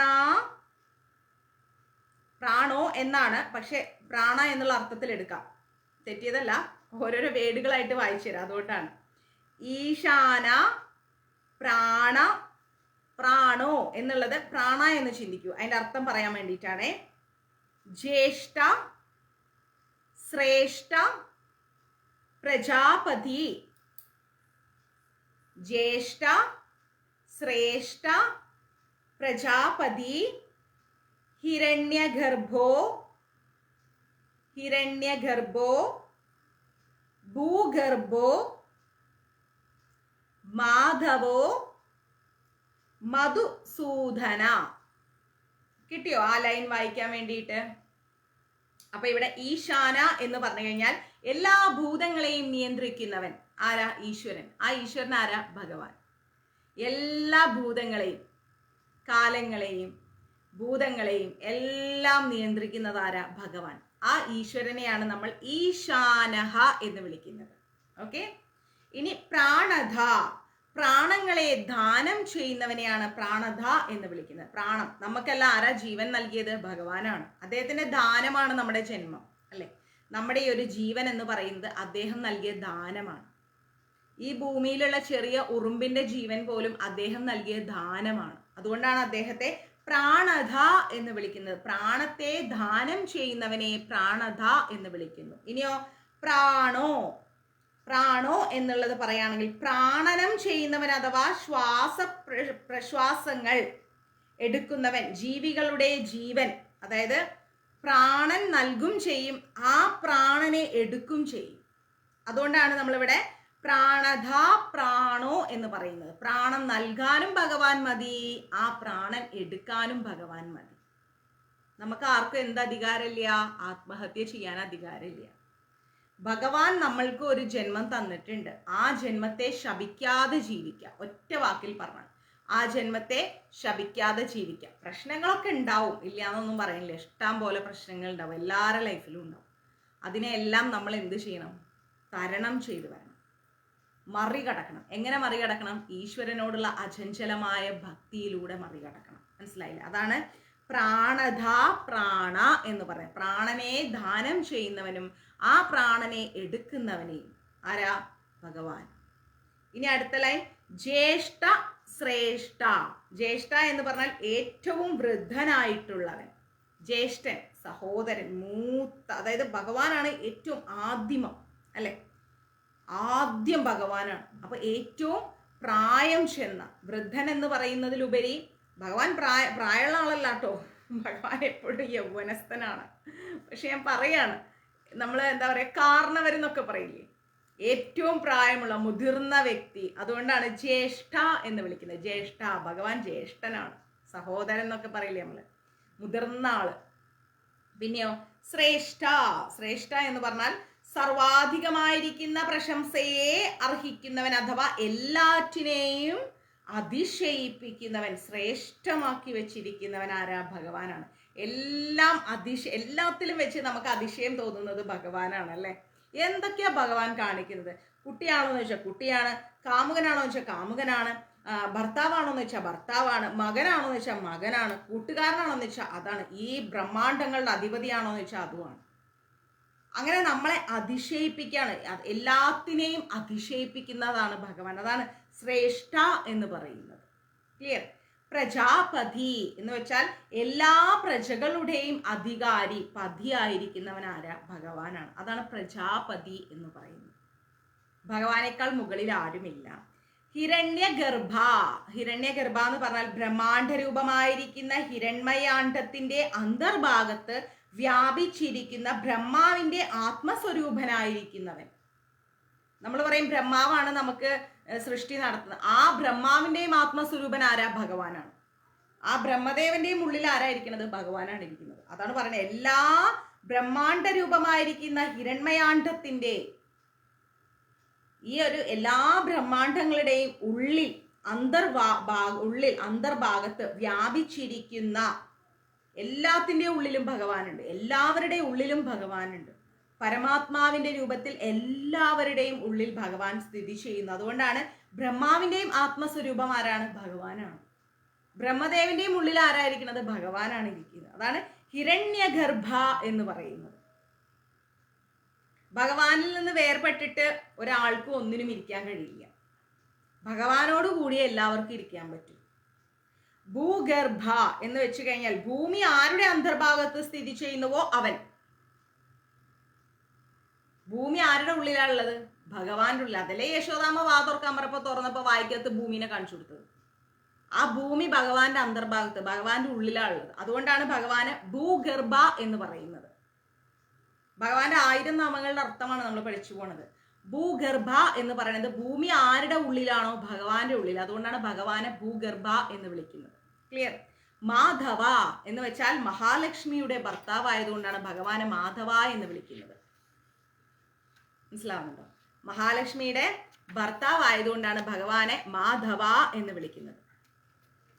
ഇനി മധുസൂദന എന്ന് വെച്ചാൽ മധു എന്ന ഒരു അസുരൻ ഉണ്ടായിരുന്നു. ആ അസുരനെ ഭഗവാൻ അങ്ങ് കൊന്നു. മധു എന്ന് പറയുന്ന ഒരു അസുരനെ ഭഗവാൻ അങ്ങ് കൊന്നു. അതുകൊണ്ട് ഭഗവാൻ എന്തെന്ന് വിളിക്കുന്നു? മധുസൂദന എന്ന് വിളിക്കുന്നു. മാധവൻ എന്ന് വിളിക്കുന്നത് എന്തുകൊണ്ടാണ്? മഹാലക്ഷ്മിയുടെ ഭർത്താവായതുകൊണ്ട്. ഓക്കെ. ഈശാന പ്രാണധ പ്രാണോ ജ്യേഷ്ഠ ശ്രേഷ്ഠ പ്രജാപതി. വായിക്കാൻ കിട്ടിയോ?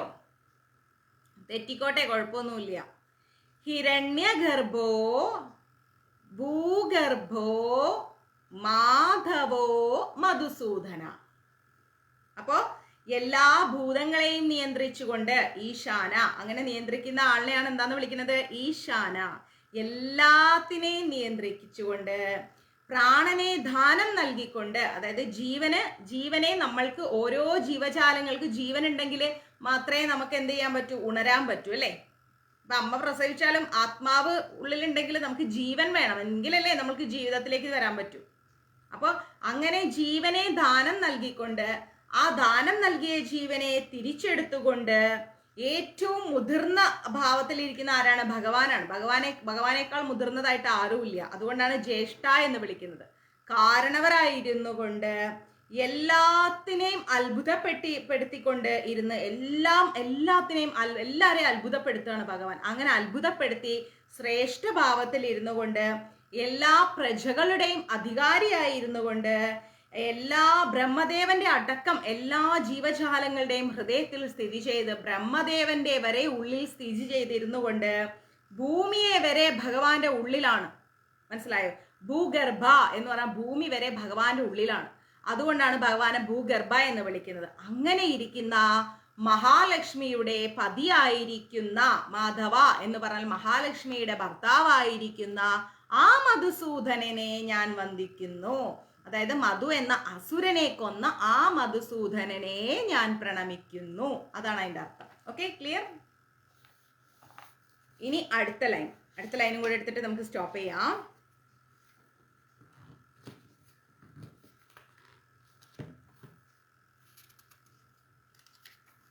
ഇന്നിപ്പോ നമ്മൾ എത്ര ലൈൻസ് എടുത്തു?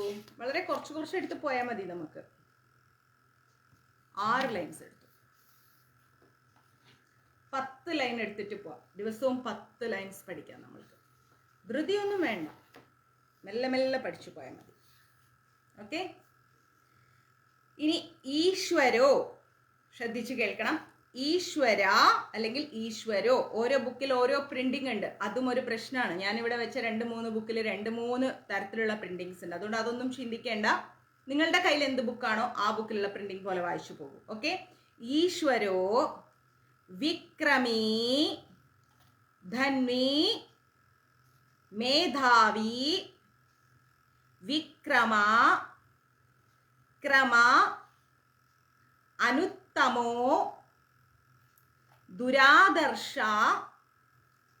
കൃതജ്ഞ കൃതിരാത്മവാൻ. കിട്ടിയോ? ഈശ്വരോ വിക്രമി ധന്വി മേധാവി വിക്രമ ക്രമ അനുത്തമോ ദുരാദർശ കൃതജ്ഞ കൃതിരാത്മവാൻ. ഈശ്വര എന്ന് പറഞ്ഞാൽ എന്താണ്? സർവശക്തിമാൻ. സർവശക്തിയുമുള്ളതാരാണ്? ഈശ്വരനാണ്. വിക്രമി എന്ന് പറഞ്ഞു കഴിഞ്ഞാൽ ശൗര്യത്തോടു കൂടിയവൻ. ഭയങ്കരം ശൗര്യമാണ് ഭഗവാനും. ആ ഭഗവാൻ തന്നെ കളിച്ചും ചിരിച്ചും നടക്കും ചെയ്യും. കാര്യത്തോടടുക്കുമ്പോ ഭയങ്കരം ശൗര്യമാണ്. ഭഗവാന്റെ ഒരു ഭക്തനെ തൊട്ടുനോക്ക്, അറിയാം സ്വഭാവം എന്താണെന്ന്. മനസ്സിലായോ? ഇച്ചിരി വെണ്ണയും കൊണ്ട് ചെന്നോക്ക്, ഉണ്ണിയേക്കാൾ ഉണ്ണിയായിട്ട് ഓടി വരും. ഒരു ഗോപികയായിട്ട് ചെന്നോക്ക്, എങ്ങനെ പണി കൊടുക്കാന്ന് ആലോചിച്ചുകൊണ്ട് കാമുക ഭാവത്തിൽ വരും. ഒരു കൂട്ടുകാരനായി ചെന്നോക്ക്, ഞാനുണ്ട് മച്ചാനെ എന്ന ഭാവത്തിൽ വരും. ഇനി രുക്മിണി ഭാവത്തിൽ നമ്മൾ ഭഗവാനെ ആ ഒരു ഭാവത്തിൽ നിന്ന് കണ്ടാലോ, ഇച്ചിരി മസിലൊക്കെ പിടിക്കും, ഈ ഭർത്താക്കന്മാരെ പോലെ. ഇങ്ങനെ എല്ലാ ഭാവങ്ങളിലും ഭഗവാനുണ്ട്. മനസ്സിലായി? ഒരു മകനായി കണ്ടോക്ക്, യശോദാമയെ ചുറ്റിച്ച പോലെ നമ്മളെയും ചുറ്റിക്കും. ഇങ്ങനെയാണ് ഭഗവാൻ. ഇനി അർജുനൻ കണ്ടതുപോലെ ഒരു ഗുരുവായി കണ്ടോക്ക്, സമസ്ത ജ്ഞാനവും തരും. ഏത് ഭാവത്തിൽ ഭഗവാനോട് എടുത്താലും ആ ഭാവത്തിൽ ഭഗവാൻ നമ്മുടെ കൂടെ നിൽക്കും. മനസ്സിലാവുന്നുണ്ടോ? അപ്പോ വിക്രമി എന്ന് പറഞ്ഞാൽ ശൗര്യത്തോടു കൂടിയവൻ. ധന്വി എന്ന് പറഞ്ഞാൽ എന്താണ്? ശാർഘം എന്ന് പറയുന്ന ധനുസ്സോട് കൂടിയവൻ. ഭഗവാന്റെ ധനുസ്സോട്, അതാണ് പറഞ്ഞത്, ശാർഘം എന്ന് പറയുന്ന ധനുസ്സോട് കൂടിയവൻ. അതുകൊണ്ടാണ് ഭഗവാനെ എന്തെന്ന് വിളിക്കുന്നത്? ധന്വി എന്ന് വിളിക്കുന്നത്. മേധാവി എന്നാൽ ബുദ്ധി സാമർഥ്യമുള്ളവൻ. ഭയങ്കര ബുദ്ധി സാമർഥ്യമാണ്. നമ്മൾ ഒന്ന് പറഞ്ഞാൽ ഭഗവാൻ 2 ആക്കി തരും. അത് അങ്ങനെയാണ്. നമ്മൾ പോയിട്ട് ഭഗവാനെ എന്നെ ഒന്ന് രക്ഷിക്കണേ, ഇത് എന്നും പ്രാർത്ഥിച്ചാൽ ഒറ്റയടി അങ്ങോട്ട് കൊണ്ടുപോയി കളയും. ആ നീയല്ല എന്നോട് രക്ഷിക്കാൻ പറഞ്ഞ, ഞാനിത് ഇവിടെ കൊണ്ടുവന്ന് വെച്ചിരിക്കണു. ഇതാണ് ഭഗവാനെ, എനിക്ക് ഒന്നും വേണ്ട ഭഗവാനെ എന്ന് പ്രാർത്ഥിച്ചു നോക്ക്. ആ നീയല്ലേ ഒന്നും വേണ്ടെന്ന് പറഞ്ഞ, ഞാൻ എല്ലാം അങ്ങ് തിരിച്ചെടുത്തു എന്ന് പറയും. അങ്ങനെയാണ് ഭഗവാൻ. നമ്മൾ പറയുന്നത് ചിന്തിച്ച് പറയണം ഭഗവാനോട്. മനസ്സിലായല്ലോ? എന്താണോ പറയണത് ഭഗവാനോട് ചിന്തിച്ച് പറയണം. ഭഗവാനെ ഞാൻ അങ്ങേക്ക് ഇഷ്ടമുള്ളതെല്ലാം തരാം എന്ന് പറഞ്ഞാലോ, അദ്ദേഹത്തിന് എന്തെല്ലാം ഇഷ്ടമുണ്ട് അതൊന്നും നമ്മളെ കൊണ്ട് കൊടുക്കാൻ പറ്റൂല. നമുക്ക് അതിനുള്ള ഒരു കഴിവും ഇല്ല. ഉണ്ടോ? ഭഗവാനാണ് സമസ്ത കാര്യങ്ങൾക്കും അധികാരിയായിരിക്കുന്നത്. അയ്യോ കൃഷ്ണ ഗുരുവായൂരപ്പ, എൻ്റെ കയ്യിൽ ഒന്നുമില്ല ഭഗവാനെ എന്ന് പറഞ്ഞാൽ ഭഗവാൻ ചിന്തിക്കലെന്താ? നിനക്ക് കണ്ണ് കാണാലോ, നിനക്ക് കാഴ്ചശക്തി ഉണ്ടല്ലോ, കേൾവി ശക്തി ഉണ്ടല്ലോ, നടക്കാനുള്ള ശക്തി ഉണ്ടല്ലോ, ഭക്ഷണം കഴിക്കുമ്പോൾ രുചിയുടെ എല്ലാ ഗുണങ്ങളും നിനക്ക് അറിയാൻ പറ്റുന്നുണ്ടല്ലോ, സംസാരിക്കാനുള്ള കഴിവുണ്ട്, പിന്നെന്തോ ഒന്നുമില്ല എന്ന് പറയണത്. ഇങ്ങനെ നമ്മളെ ലോക്ക് ചെയ്തുകൊണ്ടിരിക്കും വാക്കുകൾ കൊണ്ട് ഭഗവാൻ. അതാണ് പറഞ്ഞത്, ഭയങ്കര ബുദ്ധി സാമർഥ്യമാണ്. പക്ഷെ കുറച്ച് കളിപ്പിക്കുകയാണ്, പിന്നെ എല്ലാം തരും, നമ്മുടെ വിഷമമൊക്കെ മാറ്റിത്തരും, ഇല്ലാന്നൊന്നുമില്ല. അങ്ങനെ നമ്മളെ സങ്കടപ്പെടുത്തേം കരയിപ്പിക്കൊന്നും ചെയ്യില്ല ഭഗവാൻ. എല്ലാത്തിൽ നിന്നും നമ്മൾ എല്ലാ ദുരിതത്തിൽ നിന്നും പുറത്തു കൊണ്ടുവരും. പക്ഷെ ഇച്ചിരി കളിപ്പിക്കും നമ്മളെ. കളിപ്പിക്കുന്നത് കാണാൻ വലിയ ഇഷ്ടം. എന്തോരം ഭക്തരെ കളിപ്പിച്ച കഥയുണ്ടെന്നറിയോ? എല്ലാം ഇടയ്ക്കിടയ്ക്ക് ഞാൻ പറഞ്ഞുതരാം. എല്ലാ തരത്തിൽ ആ കൂറുരമ്മയെ കിട്ടിട്ട് വട്ട് പിടിപ്പിച്ചിട്ടുണ്ട്, അറിയാലോ. കലത്തിൽ വരെ കൊണ്ടുപോയി ഒളിപ്പിച്ച് വെച്ചിട്ടുണ്ട്. അവസാനം ഒരു നിവർത്തിയില്ലാണ്ട് അമ്മാതിരി കുരുത്തക്കേടാണ്, ഒരു രക്ഷയുണ്ടാവില്ല. യശോദാമേനെ പിന്നെ പറയണ്ട, ആ പാവത്തിന് ഒരു സൗകര്യവും കൊടുത്തിട്ടില്ല. അപ്പോൾ അങ്ങനെയാണ് ഭഗവാൻ. രാധാറാണിയുടെ കാര്യം പിന്നെ പറയണം, പക്ഷെ രാധാറാണിയുടെ അടുത്ത് ഒരു കളി നടക്കൂല ഭഗവാന്റെ, അത് വേറൊരു കാര്യം. അപ്പൊ ഭഗവാന്റെ ഒരു രീതി എന്ന് പറഞ്ഞു കഴിഞ്ഞാൽ നമ്മൾ ചിന്തിക്കുന്നതിന്റെ അപ്പുറത്താ. അതീവ ബുദ്ധി സാമർഥ്യ ഭഗവാന്. മനസ്സിലായില്ലേ? വിക്രമ, വിക്രമ എന്ന് പറഞ്ഞാൽ ജഗത്തിനെ ലംഘനം ചെയ്തവൻ. ജഗത്തിനെ ലംഘനം ചെയ്ത്, അതായത് ഗരുഡന്റെ പുറത്ത് ഗമനം ചെയ്യുന്നവൻ. ഗരുഡന്റെ പുറത്ത് കയറിയിട്ടാണ് ഭഗവാൻ യാത്ര ചെയ്യുന്നത്. അതുകൊണ്ടാണ് ഭഗവാന് വിക്രമ എന്ന് വിളിക്കുന്നത്. പിന്നെയോ ക്രമ. ക്രമ എന്ന് പറഞ്ഞാൽ ക്രമണം, അതായത് ക്രമണം ചെയ്യുന്നതിനെയോ അതുപോലെ ക്രമത്തിന് കാരണമായവനെയോ. ഇപ്പോ നമ്മൾ പറയും, ഞാൻ രാവിലെ 10 മണിയാകുമ്പോൾ എത്താട്ടോ, 10:15, 10:30, 10:45, 11 ആളെ കാണൂല. അപ്പൊ നമ്മളവിടെ എന്താ പറയാ, ബസ് കിട്ടിയില്ല, അല്ലെ വണ്ടി വഴിയിൽ സ്റ്റക്കായിപ്പോയി, അയ്യോ വീട്ടിൽ നിന്ന് ഇറങ്ങുമ്പോൾ അങ്ങനെയായി ഇങ്ങനെയായി, 100 എക്സ്ക്യൂസ് നമുക്കുണ്ടാവും. പക്ഷെ ഭഗവാന്റെ മുമ്പിൽ ഒരു എക്സ്ക്യൂസും ഇല്ല. സൂര്യദേവൻ രാവിലെ എന്ന് പറഞ്ഞാൽ പ്രഭാതം എന്ന് പറഞ്ഞാൽ പ്രഭാതമാക്കും ഭഗവാൻ. രാത്രി എന്ന് പറഞ്ഞാൽ രാത്രി. ഒരു തരത്തില് ഭഗവാൻ ഒരു ക്രമമുണ്ട് അല്ലെ. പ്രകൃതി ഉണരുന്നു, പ്രകൃതി ഉറങ്ങുന്നു, ചന്ദ്രഗ്രഹണം, സൂര്യഗ്രഹണം, അങ്ങനെ ഇങ്ങനെ കാലചക്രം. ആ ക്രമം ഭഗവാൻ നിശ്ചയിച്ചു വെച്ചാണ്. അതിനൊരു മാറ്റവും സംഭവിക്കില്ല. ഭഗവാൻ എന്ത് ക്രമത്തിൽ നിശ്ചയിച്ചോ ആ ക്രമത്തിൽ ഭഗവാൻ കൊണ്ടുപോകും. അതാണ് പറയുന്നത് ക്രമഹ എന്ന് പറയുന്നത്. പിന്നെയോ അനുത്തമഹ. അനുത്തമഹ എന്ന് പറഞ്ഞപ്പോ എന്താണ്? അനുത്തമഹ എന്ന് പറഞ്ഞു കഴിഞ്ഞാല് ഇവനിൽ നിന്ന് ഉത്തമനായി മറ്റൊരുത്തനില്ല. ഇവനിൽ നിന്ന് ഉത്തമനായിട്ട് മറ്റൊരുത്തനില്ല. അതുകൊണ്ടാണ് ഭഗവാൻ അനുത്തമഹ എന്ന് പറയുന്നത്. ഭഗവാനേക്കാൾ ഉത്തമനായിട്ട് ആരുമില്ല. ഭഗവാനാണ് ഏറ്റവും വലിയ ഉത്തമൻ. അതുകൊണ്ടാണ് പരിശുദ്ധമായിരിക്കുന്ന ആ ഭഗവാനെ നമ്മളെല്ലാവരും എന്ത് ചെയ്യുന്നത്? നമസ്കരിക്കുന്നത്. മനസ്സിലാവുന്നു? ആ ഭഗവാനേക്കാൾ ഉത്തമനായിട്ട് ആരുമില്ല. ആ അഖില കോടി ബ്രഹ്മാണ്ഡ നായകൻ, ആ പരമ ദിവ്യോത്തമ പുരുഷൻ, അതാണ് ഭഗവാൻ. പിന്നെയോ ദുരാധർഷ. ദുരാധർഷ എന്ന് പറഞ്ഞാൽ എന്താണ്? ദുരാധർഷ എന്ന് പറഞ്ഞാൽ ആരാലും ആക്രമിക്കപ്പെടുവാൻ കഴിയാത്തവൻ. മനസ്സിലായില്ലേ? ആരാലും ആക്രമിക്കപ്പെടാൻ കഴിയാത്തവൻ. ആരെ കൊണ്ടും ഭഗവാൻ ആക്രമിക്കാൻ കഴിയില്ല. ആരെ കൊണ്ടും ആക്രമിക്കാൻ കഴിയില്ല. ഭഗവാനെ കുറ്റം പറഞ്ഞപ്പോ പുറകുന്ന് പിടിക്കുന്നു. സത്യം. ഇവിടെ നിങ്ങളുടെ ഇറങ്ങി വന്നൊരു ഒറ്റപ്പെടുത്താൻ എൻ്റെ കഴുത്തിന്. ഓഹോ, ഇവിടെ ഇരുന്നിട്ട് എന്നെ പറ്റി പറയണല്ലേ എന്ന് പറഞ്ഞിട്ട്. സത്യം രാജി മാതാജി. ഹരേ കൃഷ്ണ. മാതാജി ഇപ്പൊ ഭഗവാനേക്കാൾ വലിയ ബുദ്ധി സാമർഥ്യമായല്ലോ. ഹരേ കൃഷ്ണ. ദുരാധർഷ എന്ന് പറഞ്ഞു കഴിഞ്ഞാൽ ആരാലെയും ആക്രമിക്കപ്പെടാത്ത, ആരെ കൊണ്ടും എന്താണ്? ഭഗവാനെ ആക്രമിക്കാൻ കഴിയില്ല.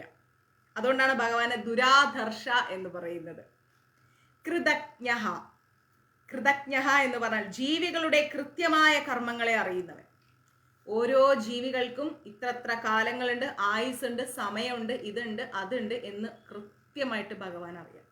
അതുകൊണ്ടാണ് ജീവികളുടെ കൃത്യമായ കർമ്മങ്ങളെ അറിയുന്നവനാണ് ആര്? ഭഗവാൻ. അതുകൊണ്ട് ഭഗവാൻ എന്തെന്ന് പറയും? കൃതജ്ഞ എന്ന് പറയും. കൃതി. കൃതി എന്ന് പറഞ്ഞാൽ എല്ലാ ക്രിയകൾക്കും ആധാരമായവൻ.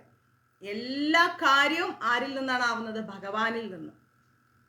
എല്ലാ കാര്യങ്ങളും ഭഗവാനിൽ നിന്നാണ് എന്താ പറയുന്നത്? തുടങ്ങുന്നത്. അതുകൊണ്ടാണ് എല്ലാ ക്രിയകൾക്കും ആധാരമായവൻ, അടിസ്ഥാനമായവൻ ആരാ? ഭഗവാനാണ്. ആത്മവാൻ, സ്വന്തം മഹിമാവിൽ പ്രതിഷ്ഠിതൻ.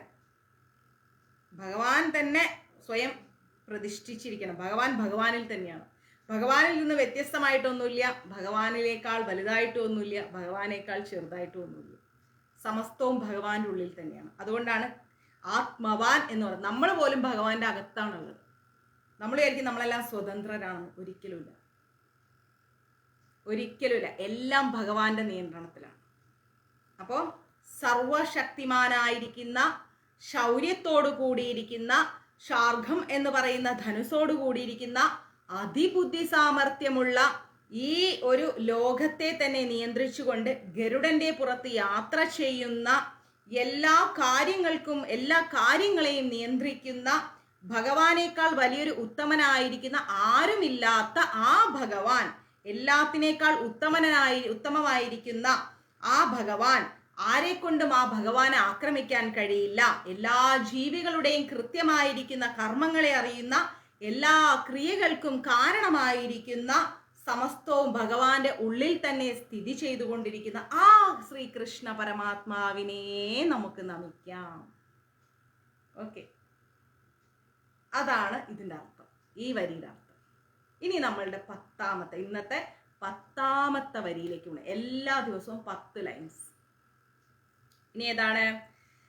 സുരേഷ ശരണം, സുരേഷ ശരണം. ശർമ്മ വിശ്വരേധ. നിങ്ങൾക്ക് എളുപ്പം വായിക്കാൻ വേണ്ടിയിട്ടാട്ടോ അങ്ങനെ എണ്ണി എണ്ണി പറഞ്ഞിരുന്നത്. സുരേഷ ശരണം ശർമ്മ വിശ്വരേധ പ്രജാഭവഃ, പ്രജാഭവഃ. അഹ, അടുത്ത ലൈൻ വായിക്കുന്നു.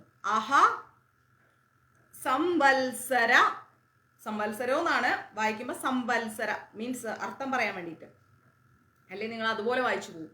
അഹ സംവത്സരോ വ്യാള പ്രത്യയ. ഒരു പെൻസിൽ എടുത്തിട്ട് ഇങ്ങനെ വരച്ചു വെക്കൂ. ഞാൻ വായിക്കുന്ന ആ വേർഡ്സ് ഇങ്ങനെ മുറിച്ച് മുറിച്ച് വെക്കും. അപ്പൊ പിന്നീട് എടുത്ത് വായിക്കുമ്പോൾ എളുപ്പമുണ്ടാവും. പ്രത്യയ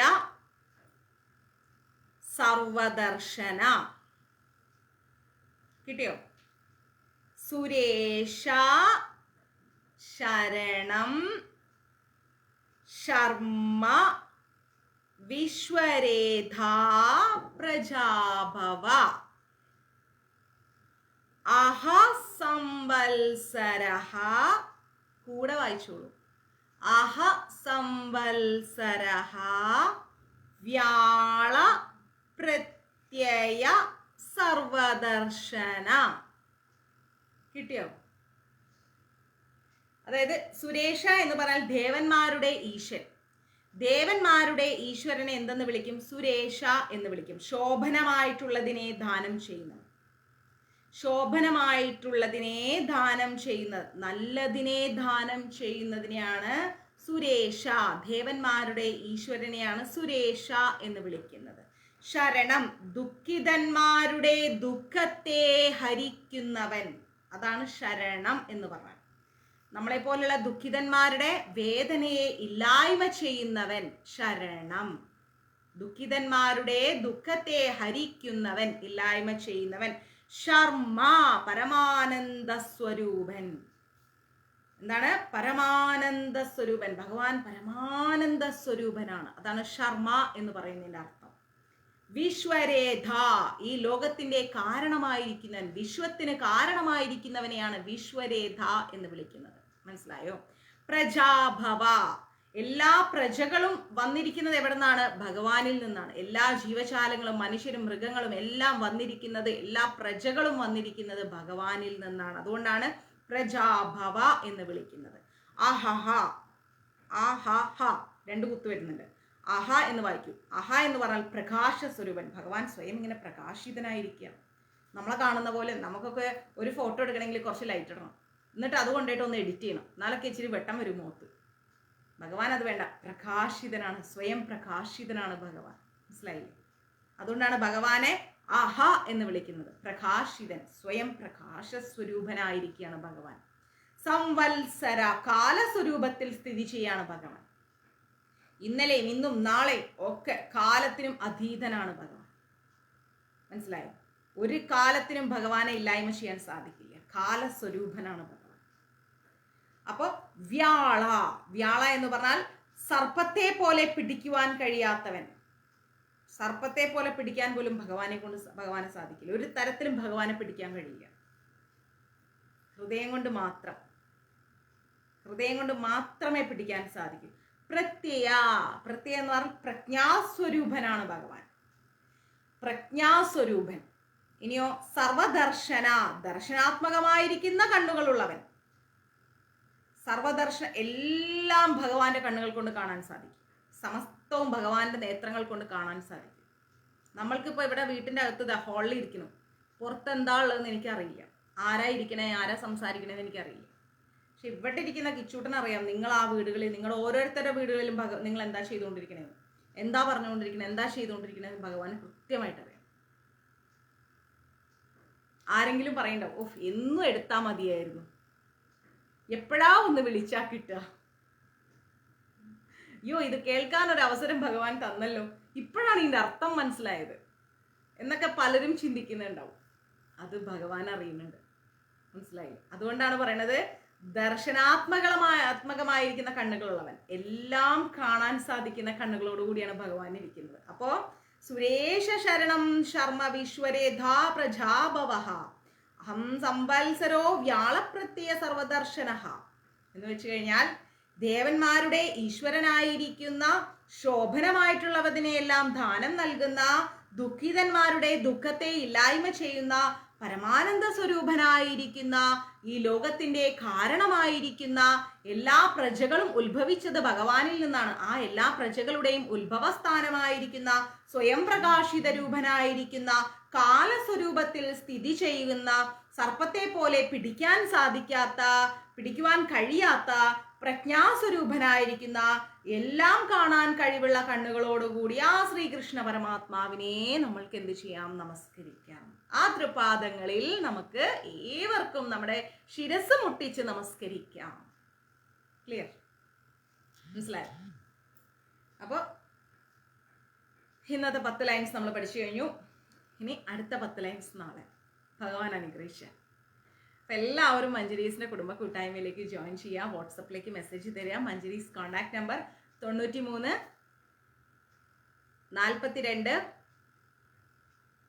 42 49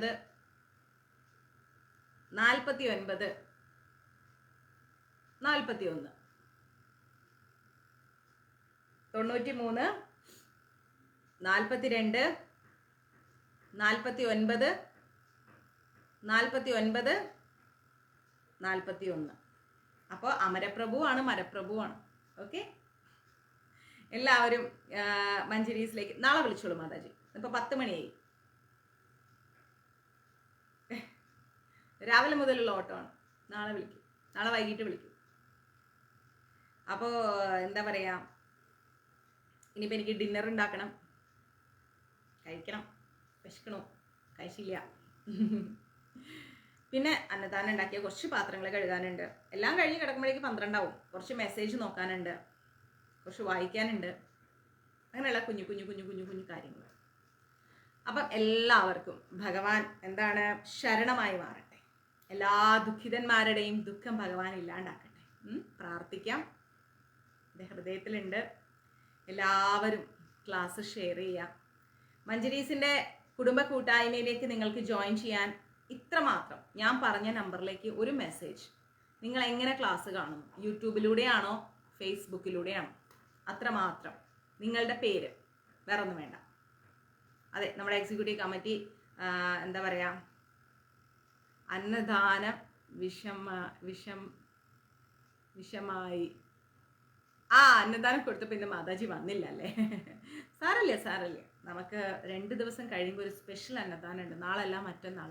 നമ്മളെ എന്നും അന്നദാനം കൊണ്ടുപോകാൻ ഓട്ടോയ്ക്ക് സഹായിക്കുന്ന ഒരു പയ്യനുണ്ട്. ഇവിടെ ചെന്നൈയിലൊക്കെ തൊട്ടാൽ 300-400 ഒക്കെയാണ് അന്നദാനത്തിന്, ഓട്ടോയ്ക്ക്. പക്ഷെ അവൻ എപ്പോഴും നമ്മൾക്ക് 700 രൂപയ്ക്കാണ് ഓടിക്കൊണ്ടിരിക്കുന്നത്. എത്ര ദൂരം പോയാൽ ആ കുട്ടി അത്ര വാങ്ങിക്കുകയുള്ളൂ. അപ്പം മാത്രമല്ല, അന്നദാനത്തിൻ്റെ ഈ വലിയ വലിയ ചാക്കൊക്കെ ആ കുട്ടി തന്നെ കൊണ്ടുപോയി എടുത്ത് വെക്കും വണ്ടിയിൽ.